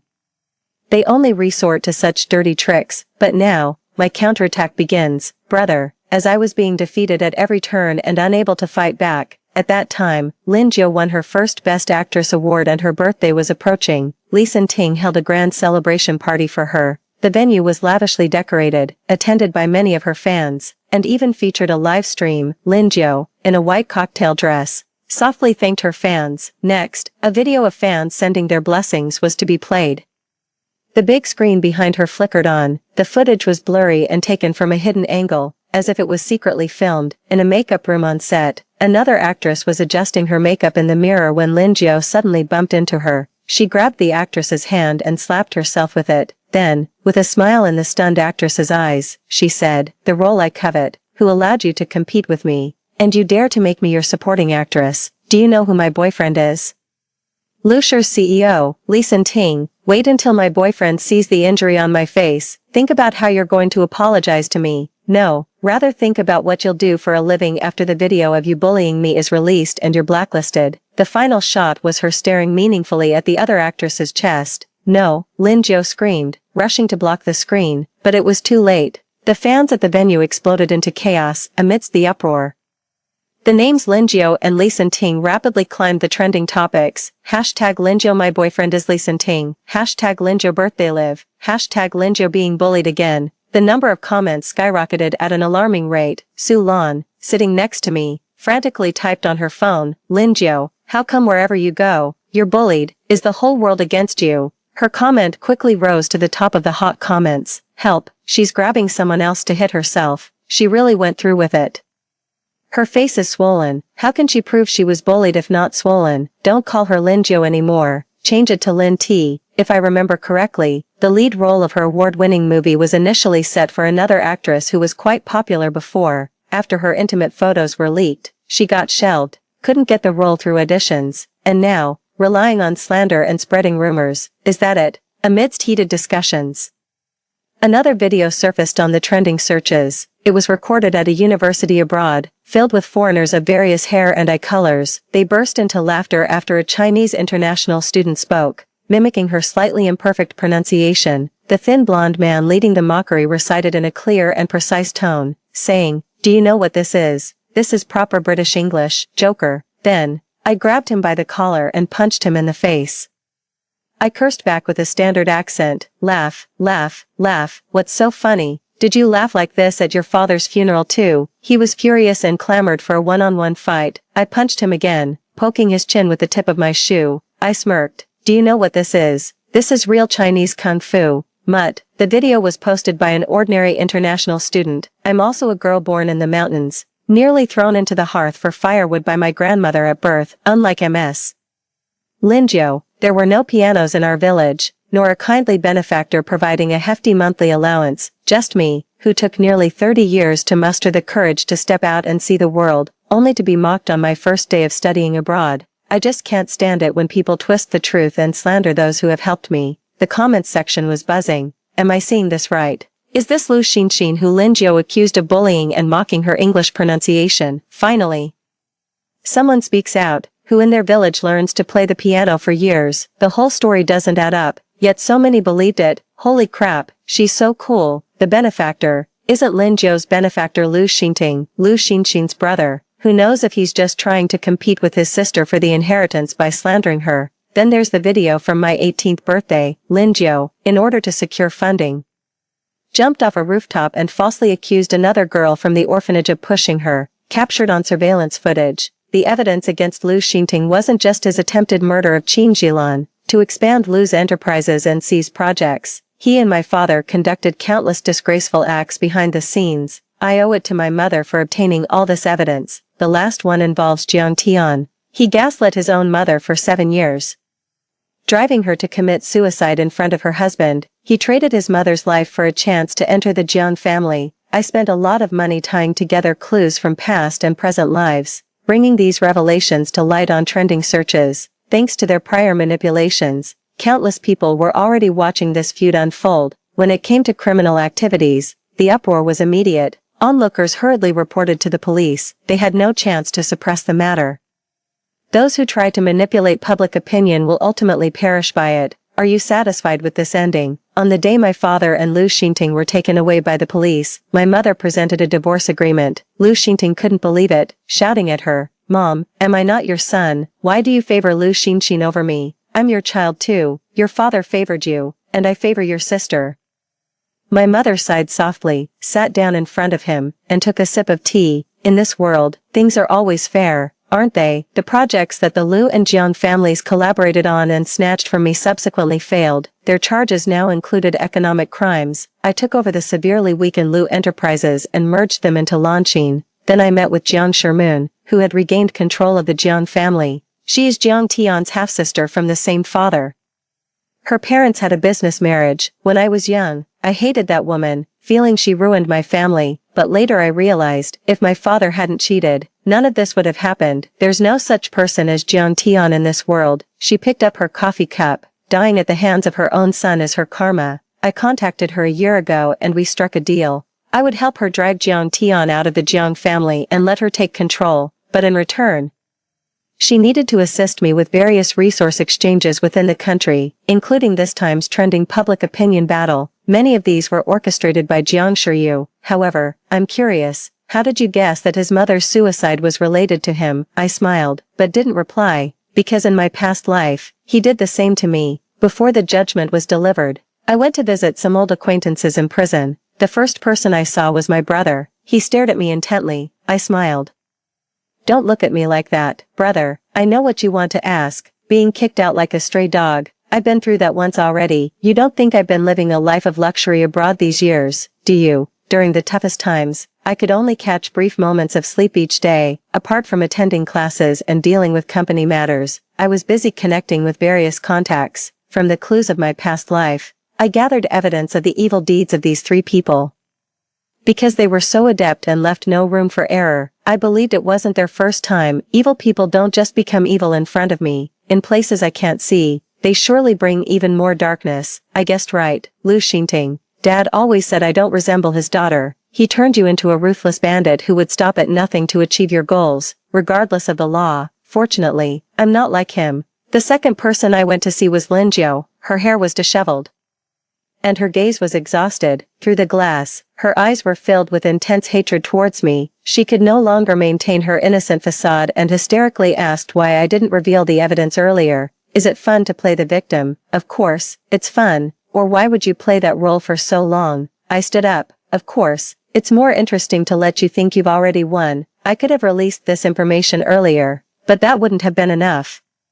Let her think she had triumphed completely and gained everything. Then, on the eve of dawn, watch everything turn to ashes. This is what I experienced in my past life. This time, it's your turn. The last person I went to see was Jiang Tian. Actually, I didn't want to see him at all. Lin Jiu and I were always enemies, and I shared a blood connection with Lu Xingting. But Jiang Tian, after my love for him vanished without a trace, he and I had nothing to do with each other. However, the police told me Jiang Tian wanted to see me, so, separated by a window, we sat face to face. He silently looked at me for a long time until I, growing impatient, stood up. What do you want from me? It wasn't supposed to be like this. He spoke softly. The Lu family should have been mine, and we should have been engaged. I halted in my tracks and sharply turned back. He looked at me steadily, his dark pupils shimmering with an unfathomable light. Looking at his face, if not for the faint scar on his forehead, for a moment, I thought I saw the Jiang Tian from my past life. Snapping back to reality, I found it ridiculous and laughable. Just engaged, why not mention the rest? You relied on me to gain everything from the Lu family, and then you teamed up with Lu Xingting to kill me. But, a long, long time later, I regretted it. His voice hoarse, he said, it's just that, you don't know anymore. I really hope you could know. It's absurd. It's laughable. Yes, I'm already dead. Of course, I don't know. I turned around, leaning against the glass, looking at him, and said word by word, but even if you know, what good does it do? Who cares about your regrets? This time, I am the winner, and you are the one going to hell. Jiang Tian, this is what you deserve. The winter that year arrived early. When I left, it had already turned dark outside. Shin Jilan called to say she would be going abroad after the new year to start a new experiment at a research institute. I said okay, and then wished her a smooth journey. After hanging up the phone, I received a message from Su Lan on WeChat. She was already at the hot pot restaurant and asked me to hurry over to settle the bill. I replied with a smile. Outside the car window, a crescent moon hung high in the sky, illuminating a corner of the ink-like night. When this night is over and the moon sets, my sun will rise again, and the year was filled with sheer resentment. Whenever I held hands with my husband, he would coldly shake me off. It wasn't until after his death that a barrage of messages appeared before my eyes. The male protagonist is so stubborn, never admitting he has a skin starvation disorder. Now, he has perished in his unfulfilled desires. The male protagonist kept a diary. One glance by the female protagonist could embarrass him back to life. The diary is hidden in the fourth drawer from the left in his study. I opened the drawer and, to my surprise, there really was a diary. Beneath the diary, there was also a medical record. It belonged to Pei Wang, diagnosed with severe skin starvation disorder. The doctor's note read, "Physical contact with loved ones can alleviate the condition." The messages commented, "His illness is as endless as Qin Shi Huang swinging on a swing. You should take some medicine." Male protagonist: "Too bad he's a strong man, wouldn't touch the female protagonist even if sparks flew. Marrying Pei Wang was an accident. My father's company went bankrupt, and everyone around us scattered." Out of nowhere, Pei Wang swooped in and acquired the failing company. In tears of gratitude, my father offered me to Pei Wang as a gift, but Pei Wang gave my father 30 million and married me officially. I was forced to break up with my then-boyfriend. For the next 3 years, Pei Wang and I respected each other but lived separate lives. He was cold and abstinent by day. At night, he would sneak into my bed while I slept. He did nothing but lay rigidly beside me. I was content not having to consummate our marriage, until I saw him sleeping with my skirt in his arms. Frightened, I slapped him. "Pei Wang, you're disgusting." His face turned deathly pale, and he fled. 3 days later, Pei Wang slit his wrists in the bathtub. Pei Wang's family doctor said, "Mr. Pei suffered greatly before his death. The warm water prevented his wrists from scabbing over, and his condition, when unalleviated, made him lose all hope for life. Mr. Pei always found his illness repulsive and asked me to keep it a secret from you." I opened Pei Wang's diary. My wife slapped me. I was so happy. But then I woke up and realized it was just a dream. My wife smiled at me today. I'll reward myself with her photo. Xiaoning slapped me. I wanted to kiss her hand, but she wants to divorce me. My world is ending. I closed the diary. The messages crazily scrolled before my eyes. Pei Wang's spirit has come to say goodbye to the female lead. Too bad she can't see him. She only knows she will never see Pei Wang alive again. Pei Wang sees her crying, wants to hug her. But now he's just a wisp of a soul, unable to embrace his love. I stood up, wanting to embrace Pei Wang, but all that remained in my arms was a wisp of breeze. When I opened my eyes again, I was in the familiar bedroom, but the bedding was not the usual plain colors, but bright red silk sheets. The messages slid past. Did the female protagonist travel back to their wedding night? Are they redoing the story? Hopefully. The ending won't be the same, I remembered. This was the point where Pei Wang and I had a wedding in the church with no vows and no guests. After the wedding, Pei Wang sent me home, leaving me with a black card and his indifferent back. "The company needs me to work overtime. Take care of yourself." At that time, I felt, to him, work was more important than me, and I was just a canary he had bought with money. From that day on, we embarked on a marriage that was in name only for 3 years. I hadn't yet taken off my wedding dress and high heels. Dressed like this, I went after Pei Wang. It was gloomy outside, and it was raining. I hailed a taxi and arrived at Pei Wang's company. I looked up at the towering 68-story office building before me, a business empire built from scratch by Pei Wang. But he was so foolish, for just because of a word from me, he gave up his life of power and influence. I walked into the office building, but I didn't even know where his office was. The receptionist asked me who I was looking for. I said, "Pei Wang." She smiled at me. "You need an appointment to see President Pei." I smiled back. "I'm his wife." Pei Wang arrived quickly. Upon seeing me, he approached calmly and composed. The screen displayed. When the male protagonist received the call at the reception, he incredulously asked several times, "Who is looking for me?" "My wife," before he came down. He even sprayed some perfume on himself and kept fixing his hair in front of his phone screen. The male protagonist meeting his wife is like a peacock spreading its feathers. Pei Wang stood before me, his demeanor cool and detached. "What brings you here?" He was dressed in an impeccably tailored, luxurious suit, his hair perfectly groomed, his face was devastatingly handsome, more refined and beautiful than AI modeling. I moved into Pei Wang's embrace and wrapped my arms around his waist. My ear against his chest, I could hear the clear beating of his heart. This was Pei Wang, alive and real. Do you know how much I've wanted to see you? All the grievances poured out at that moment, my tears wetting the shirt on his chest. Pei Wang's composed facade shattered, his voice trembled slightly. What happened? I hugged Pei Wang even tighter. I missed you so much. But he pushed me away. He turned, straightening his clothes. Let's go upstairs to talk. I stood still.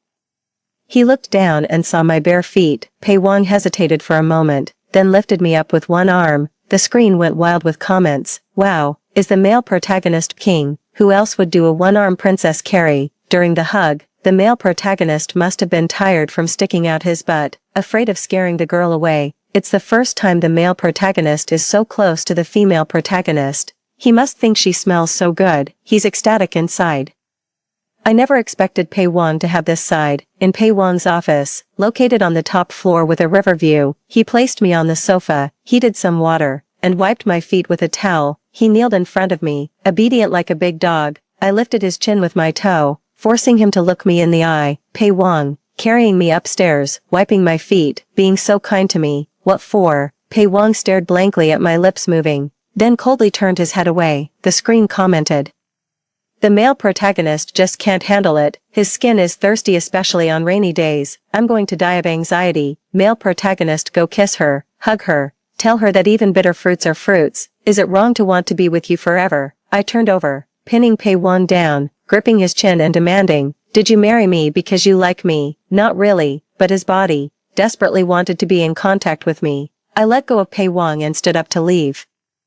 I was waiting for Pei Wang to stop me. Sure enough, he grabbed my wrist. You're not wearing shoes. I'll have someone go buy some. I stepped forward, standing barefoot on Pei Wang's feet. Then I touched his lips. His lips felt hard, but they were soft to the kiss. I whispered to him, if you want me to keep kissing you, you have to tell me you like me. I know how tempting a lover's touch can be to someone who craves skin contact. Almost to a deadly extent, if Pei Wang wants sweetness. He has to give me what I want. Pei Wang's veins throbbed at his temples. His wristband heart monitor beeped an alarm. I pressed my advantage, pinning him down on the sofa. Why would you leave me alone on our wedding night? I felt aggrieved. If Pei Wang loves me, why won't he say it? Let go of me first. His voice trembled, trying to push me away, but he was too weak to move me. A gentleman of integrity, right, keeping his composure. Right. I pinned him down on the sofa. Then I started to undo my wedding dress buttons. We were almost facing each other honestly, but Pei Wang turned his head away. Ningxi, you don't need to test me like this. I'll wait until you're willing. I scoffed and slapped him. Pei Wang, are you not capable? Pei Wang not capable. He was very much capable. A bright red slap mark on his face. Tears swirled in his eyes. Ningxi, I know you hate me. If slapping me makes you a bit happier, then you can do anything to me. I silently watched Pei Wang. Was he trying to seduce me? The comments said, even if the female lead stripped naked in front of him, Pei Wang would just ask if she was cold. Sorry, he's not the type to hurt the woman he loves. Don't reward him. He says no with his lips, but he's thrilled inside. Why does his wristband keep alarming? I'm worried he might suddenly die. I sighed and let go of Pei Wang. I wiped the sweat from his forehead. Your heart rate is off the charts. Let's stop teasing and go eat, shall we? He nodded expressionlessly. Then he took off his wristband. Sorry, there's a problem with the wristband, the comments said. This smart wristband is a hot new product developed by his company, marketed for its reliability. Why is the big boss undermining his own product? This strong guy behaves only when his wife is gone. Pei Wang had someone buy me a set of clothes. After changing, we went to the downstairs Western restaurant to eat. Pei Wang and I rarely had the chance to sit down and have a proper meal together. Once, to undermine him, his competitors called him a thief. As a child, he stole swill from restaurants to stave off hunger and expired bread from convenience stores to fill his stomach. Even as an adult, he never ate 3 regular meals a day, because no one ever taught him how to love himself. Pei Wang, let's eat together from now on, I said. Pretending it was just an offhand remark, he paused while cutting his steak, then nodded restrainedly. Sometimes I have meetings, handle documents. I might not be able to join you for meals, but I can make time for you otherwise. I put down my knife and fork, smiling warmly as I responded, all right, then I'll eat whenever you eat from now on. after all, I have a stomach condition. And the doctor said that if I don't eat regularly, it will get worse. Pei Wang seemed taken aback by my response. The overwhelming feeling of not being in control made him anxious. He began to pick at the hangnails around his fingernails until they bled. I took a deep breath and held his hand. Pei Wang, could you please take care of yourself a bit more? My grip on his wrist tightened. It shouldn't be like this between us. Me taking a step forward and you taking 100 steps back. Avoiding won't get you a wife, or my kisses, if you want that. Then accompany me for meals every day. Great.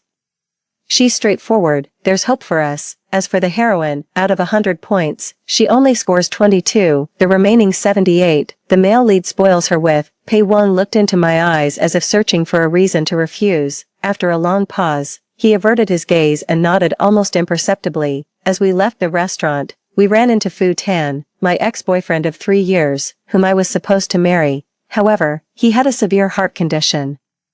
And doctors said he wouldn't live past 30. At that time, my family was bankrupt. Fu Tan, being the powerless second son of the Fu family, had no influence, and my father sold me off to Pei Wang. Fu Tan had locked himself in his dark studio, unseen for a long time. After not seeing him for months, he had lost a lot of weight. The once dazzlingly handsome man now had a lifeless look in his eyes. His gaze fell on me and Pei Wang, filled with boundless sorrow. Ningxi.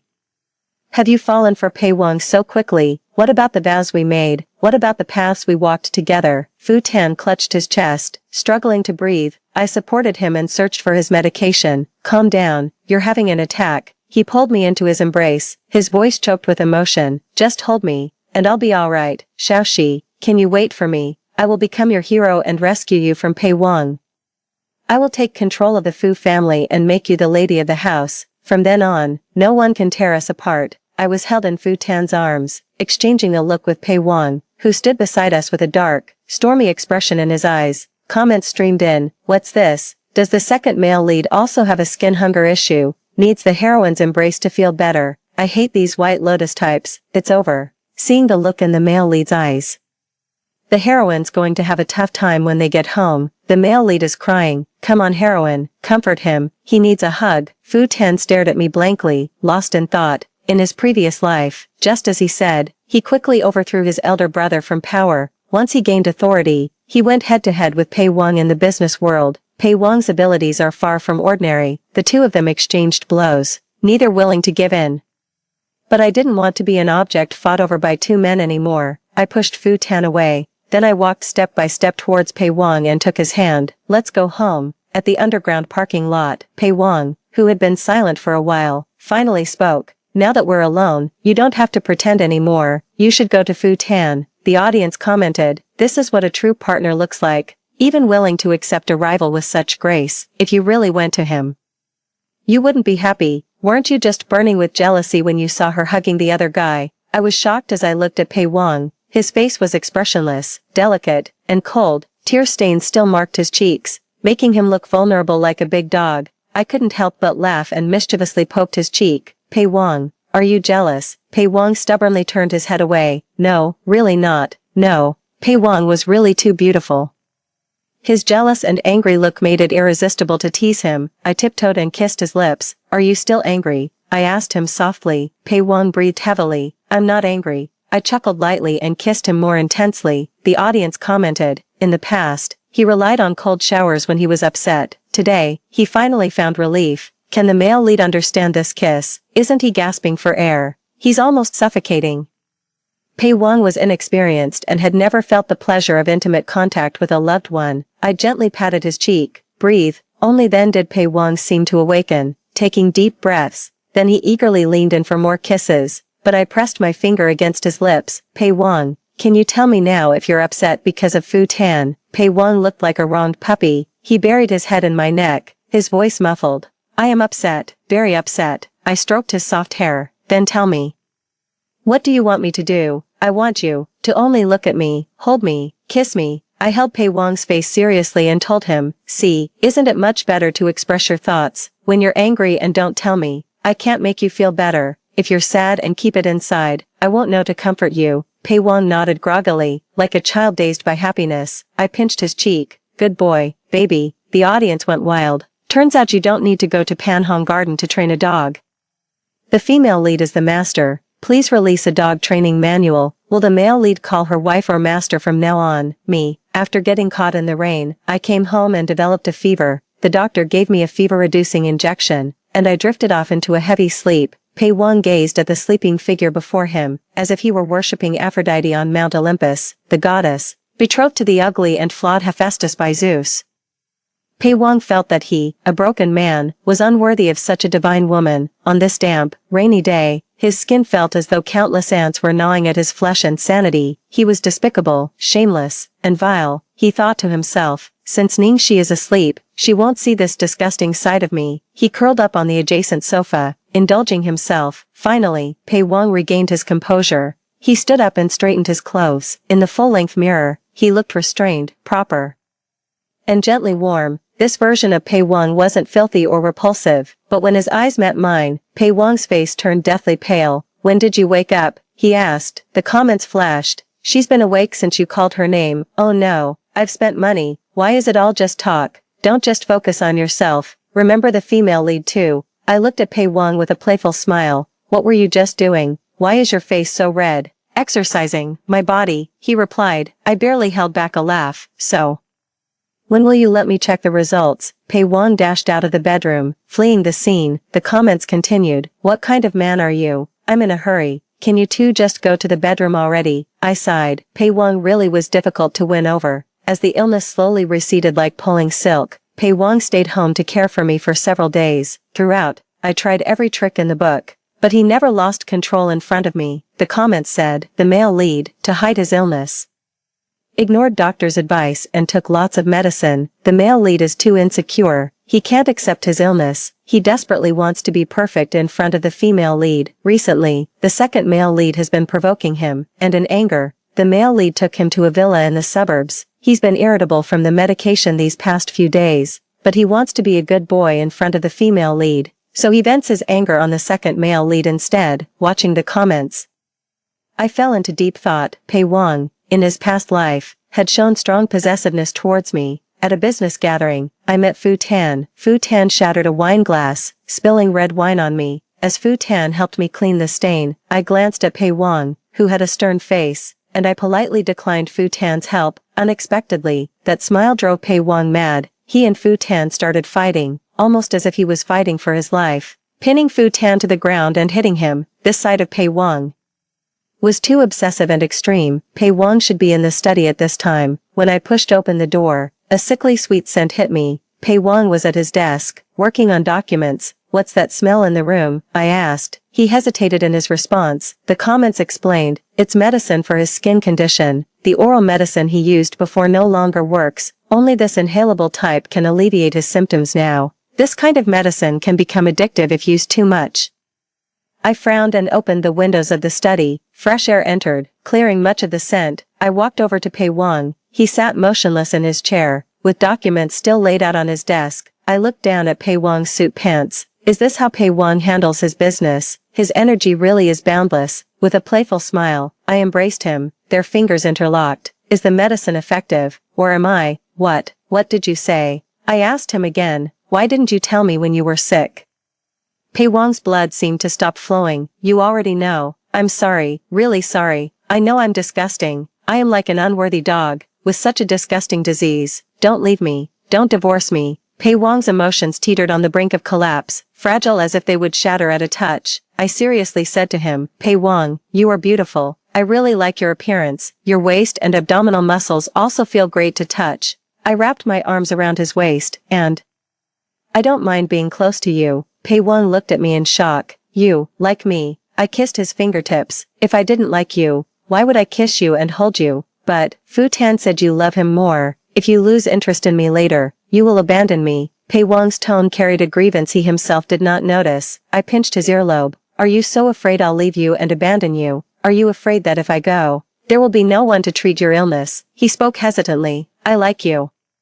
Not just out of physical desire. I've always known. I've read Pei Wang's diary. We attended the same middle and high schools. He was that odd one in class who wrote his homework with a pencil. Classmates mocked him for not even being able to afford a notebook. Yet, he was always first in every exam. During my chaotic and messy school days, I dated one boy after another. but never noticed that a quiet, subtle gaze had always been watching me. Pei Wang, why would you like someone as messed up as me? I eagerly looked at Pei Wang, hoping he would compliment me more, but after a long struggle, he only managed 6 words. You're not bad, you're very good, the comments said. The male lead is obsessed with the female lead because she has captured his heart. To be fair, although the female lead is a bit of a flirt, she is kind-hearted and attractive, and such a brooding boy is easily smitten by a blazing sun like her. Woo woo woo woo.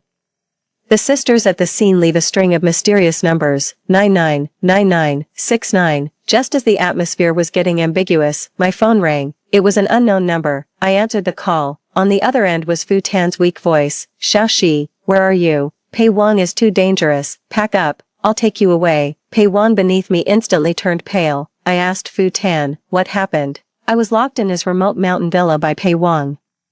Today I took advantage of a lapse in the guard and hid in the villa's basement. There is a pitch-black iron cage there. The walls are covered with your photos. The earliest one is from your first year of high school. The latest one is from a month ago. He has been watching you. I looked at Pei Wang with questioning eyes. Is this true? Pei Wang shook his head helplessly. His eyes filled with panic. I chuckled. That's scary. From the other end of the phone came Fu Tan's voice. Don't come here. Let me go. It seemed Pei Wang's men had captured Fu Tan. I hung up the phone, looking at Pei Wang. Do you have anything to explain to me? Pei Wang's eyes were full of defeat and despair, crying and then laughing. He held me tight in his arms, fiercely saying, Ningxi, are you afraid of me, despise me, and want to leave me? I'm telling you, it's impossible, even in death. You'll have to stay with me in the same urn, liar, in our past life. You clearly left me alone. What do you plan to do with me then? Hide me away so that in the future I can only talk to you. Pei Wang shook his head as he heard this, his emotions beginning to crumble. No, that's not it. You are the sun, you won't rise and set just for me. Nor will you love only me. One day, you will leave me, the comments said. The male lead is so pitiful, just like my dog who has separation anxiety. If the female lead were like in the past life, not showing any real feelings towards the male lead, he, having never experienced better, would obviously find it easier to accept her departure. It's like someone who has seen the light can never again endure the darkness. I hugged him. I'm not some son, I'm a living person. You are so good. So likable. How could I not love you and just leave you behind? Pei Wang in the past life wasn't bad or unlikable. He just hid his feelings too deeply. It was I who didn't see my own heart clearly. That's why we missed out on so many years. 12. I originally wanted to persuade Pei Wang to let go of Fu Tan, but every word and action of mine, in Pei Wang's eyes, would be greatly magnified. Thus, this matter had to be put on hold for now. But soon, the situation took a turn. I accompanied Pei Wang to a charity gala. Fu Tan, who was supposed to be confined in the villa, was mingling among the crowd, radiant as before. When he saw me and Pei Wang, he even came over to greet us. A few company CEOs around us, thinking we didn't know each other, even introduced Fu Tan to us. Mr. Fu has recently taken over the family business and is now the head of the Fu family. This moment came much earlier than in the past life when Fu Tan overthrew the elder brother of the Fu family. The look of vulnerability had completely vanished from Fu Tan's eyes. His gaze towards me was like that of a hunter eyeing his prey. Pei Wang pulled me behind him, blocking Fu Tan's view of me. Mr. Fu, if you keep staring at someone else's wife, your eyes might be gouged out. Fu Tan looked at Pei Wang with a smirk. Are you talking about Ningxi? She's just under your temporary care, and one day she will return to my side. Saying this, Fu Tan's eyes lingered on me. Ningxi. He hasn't taken good care of you. You've lost weight. Seeing the tension between the two, the surrounding executives quickly scattered. The comments said, how can this guy be so brazenly lying? The female lead has obviously gained weight. The male lead is the type who is fierce but not verbose, while the second male lead is all talk. The male lead is so angry now, but doesn't know what to say to infuriate the second male lead even more. I hid behind Pei Wang. Husband, say something. This gave Pei Wang the courage. Like a small dog that had the backing of its owner, he boldly said, my wife told you to scram, didn't you hear? Fu Tan, with a dark look in his eyes, left our line of sight. I asked Pei Wang, wasn't Fu Tan supposed to be locked up in the villa? Why did he suddenly appear here? Pei Wang shook his head. I haven't really been keeping an eye on Fu Tan these last few days, and the people guarding him haven't sent any updates.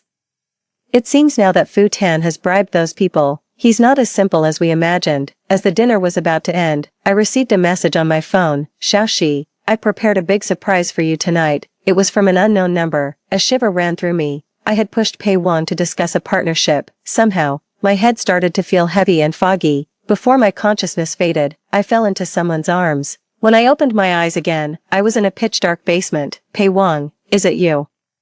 Instinctively, I felt that this was something Pei Wang would do. It wasn't the main guy. It was the second male lead. He drugged your drink when you weren't paying attention. Why can't the second male lead stop breaking up the main couple? Can't they just keep being sweet together? I frantically read these comments. Fu Tan, come out here. A light chuckle echoed from the doorway. Fu Tan stood there, dressed in a black turtleneck and gold-rimmed glasses, exuding an air of refined elegance.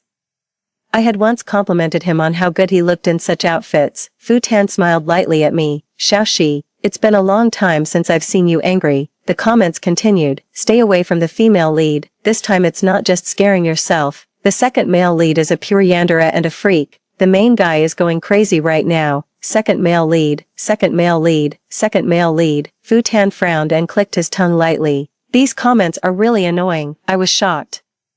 Could Fu Tan see the comments too? Fu Tan walked over and embraced me. Xiaoxi, I know you have many questions. I'll answer them slowly. After all, I spoil you. This reminded me of our childhood when we played house. He was the father, I was the mother, and our friends were the children. I would use green, leafy mud as herbal medicine, applying it to his hand while playing doctor. He helped me with homework and writing reflections. He embraced it all and would say, who else but me to spoil you?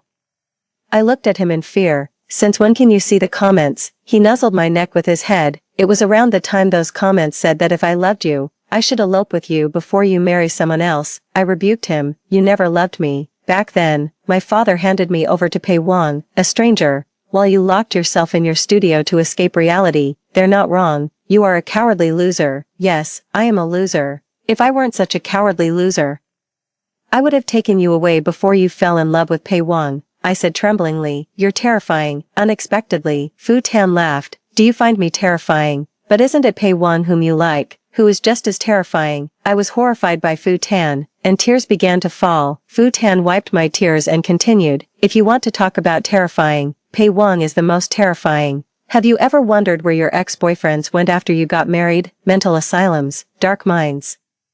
Fu Tan sickeningly stroked my hair. I know exactly what Pei Wang is thinking. Why should those people be able to hug you, kiss you, and enjoy your beauty? So when he locked me in his villa, I was actually happy. I had you before he did. I was loved by you before he was. I struggled frantically in his arms. Fu Tan held me even tighter. He almost cruelly said, Ningxi, I won't let you go again. I was too gentle before. I should be a madman like Pei Wang. Ningxi, it's do or die between us.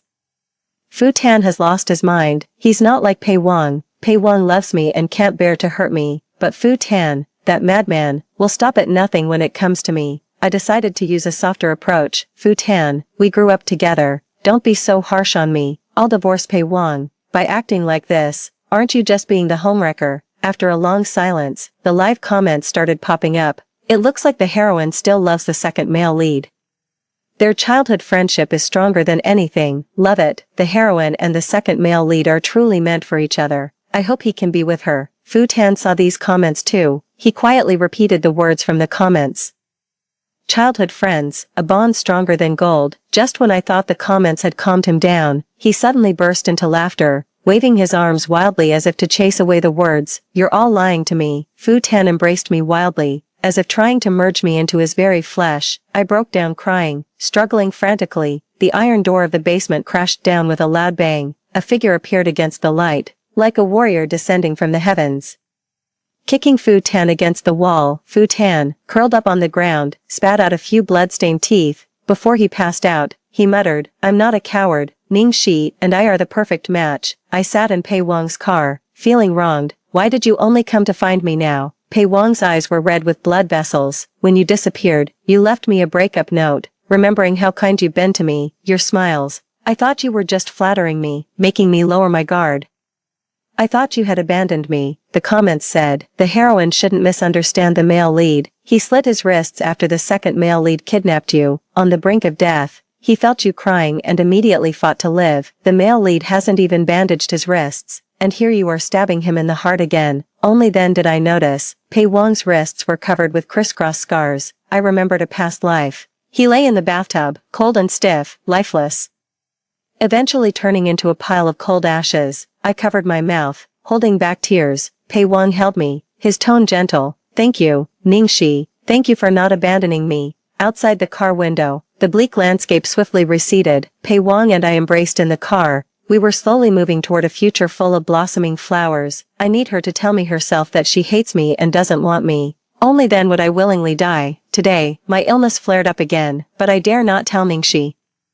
When I'm sick, I become like a wild beast unaware of hunger or thirst. I suppress my filthy thoughts. Taking advantage of Ningxi's deep sleep, I quietly climbed into bed. Fortunately, I could see Ningxi. I could smell her scent. In the 3rd year of marriage to my wife, we held a belated wedding ceremony. It was the same church and the same stodgy priest as before, but this time, there were flowers, guests, vows of everlasting fidelity, and my Ningxi, who loves me. Ah, I am the happiest man in the world. Today is the end of the world. Ningxi caught me holding her clothes. She slapped me, calling me disgusting. Sigh, I am a despicable dog. I hope in my next life, Ningxi won't find me disgusting. I hope in my next life, when I'm afflicted, she will hold me, kiss me. Ningxi, goodbye.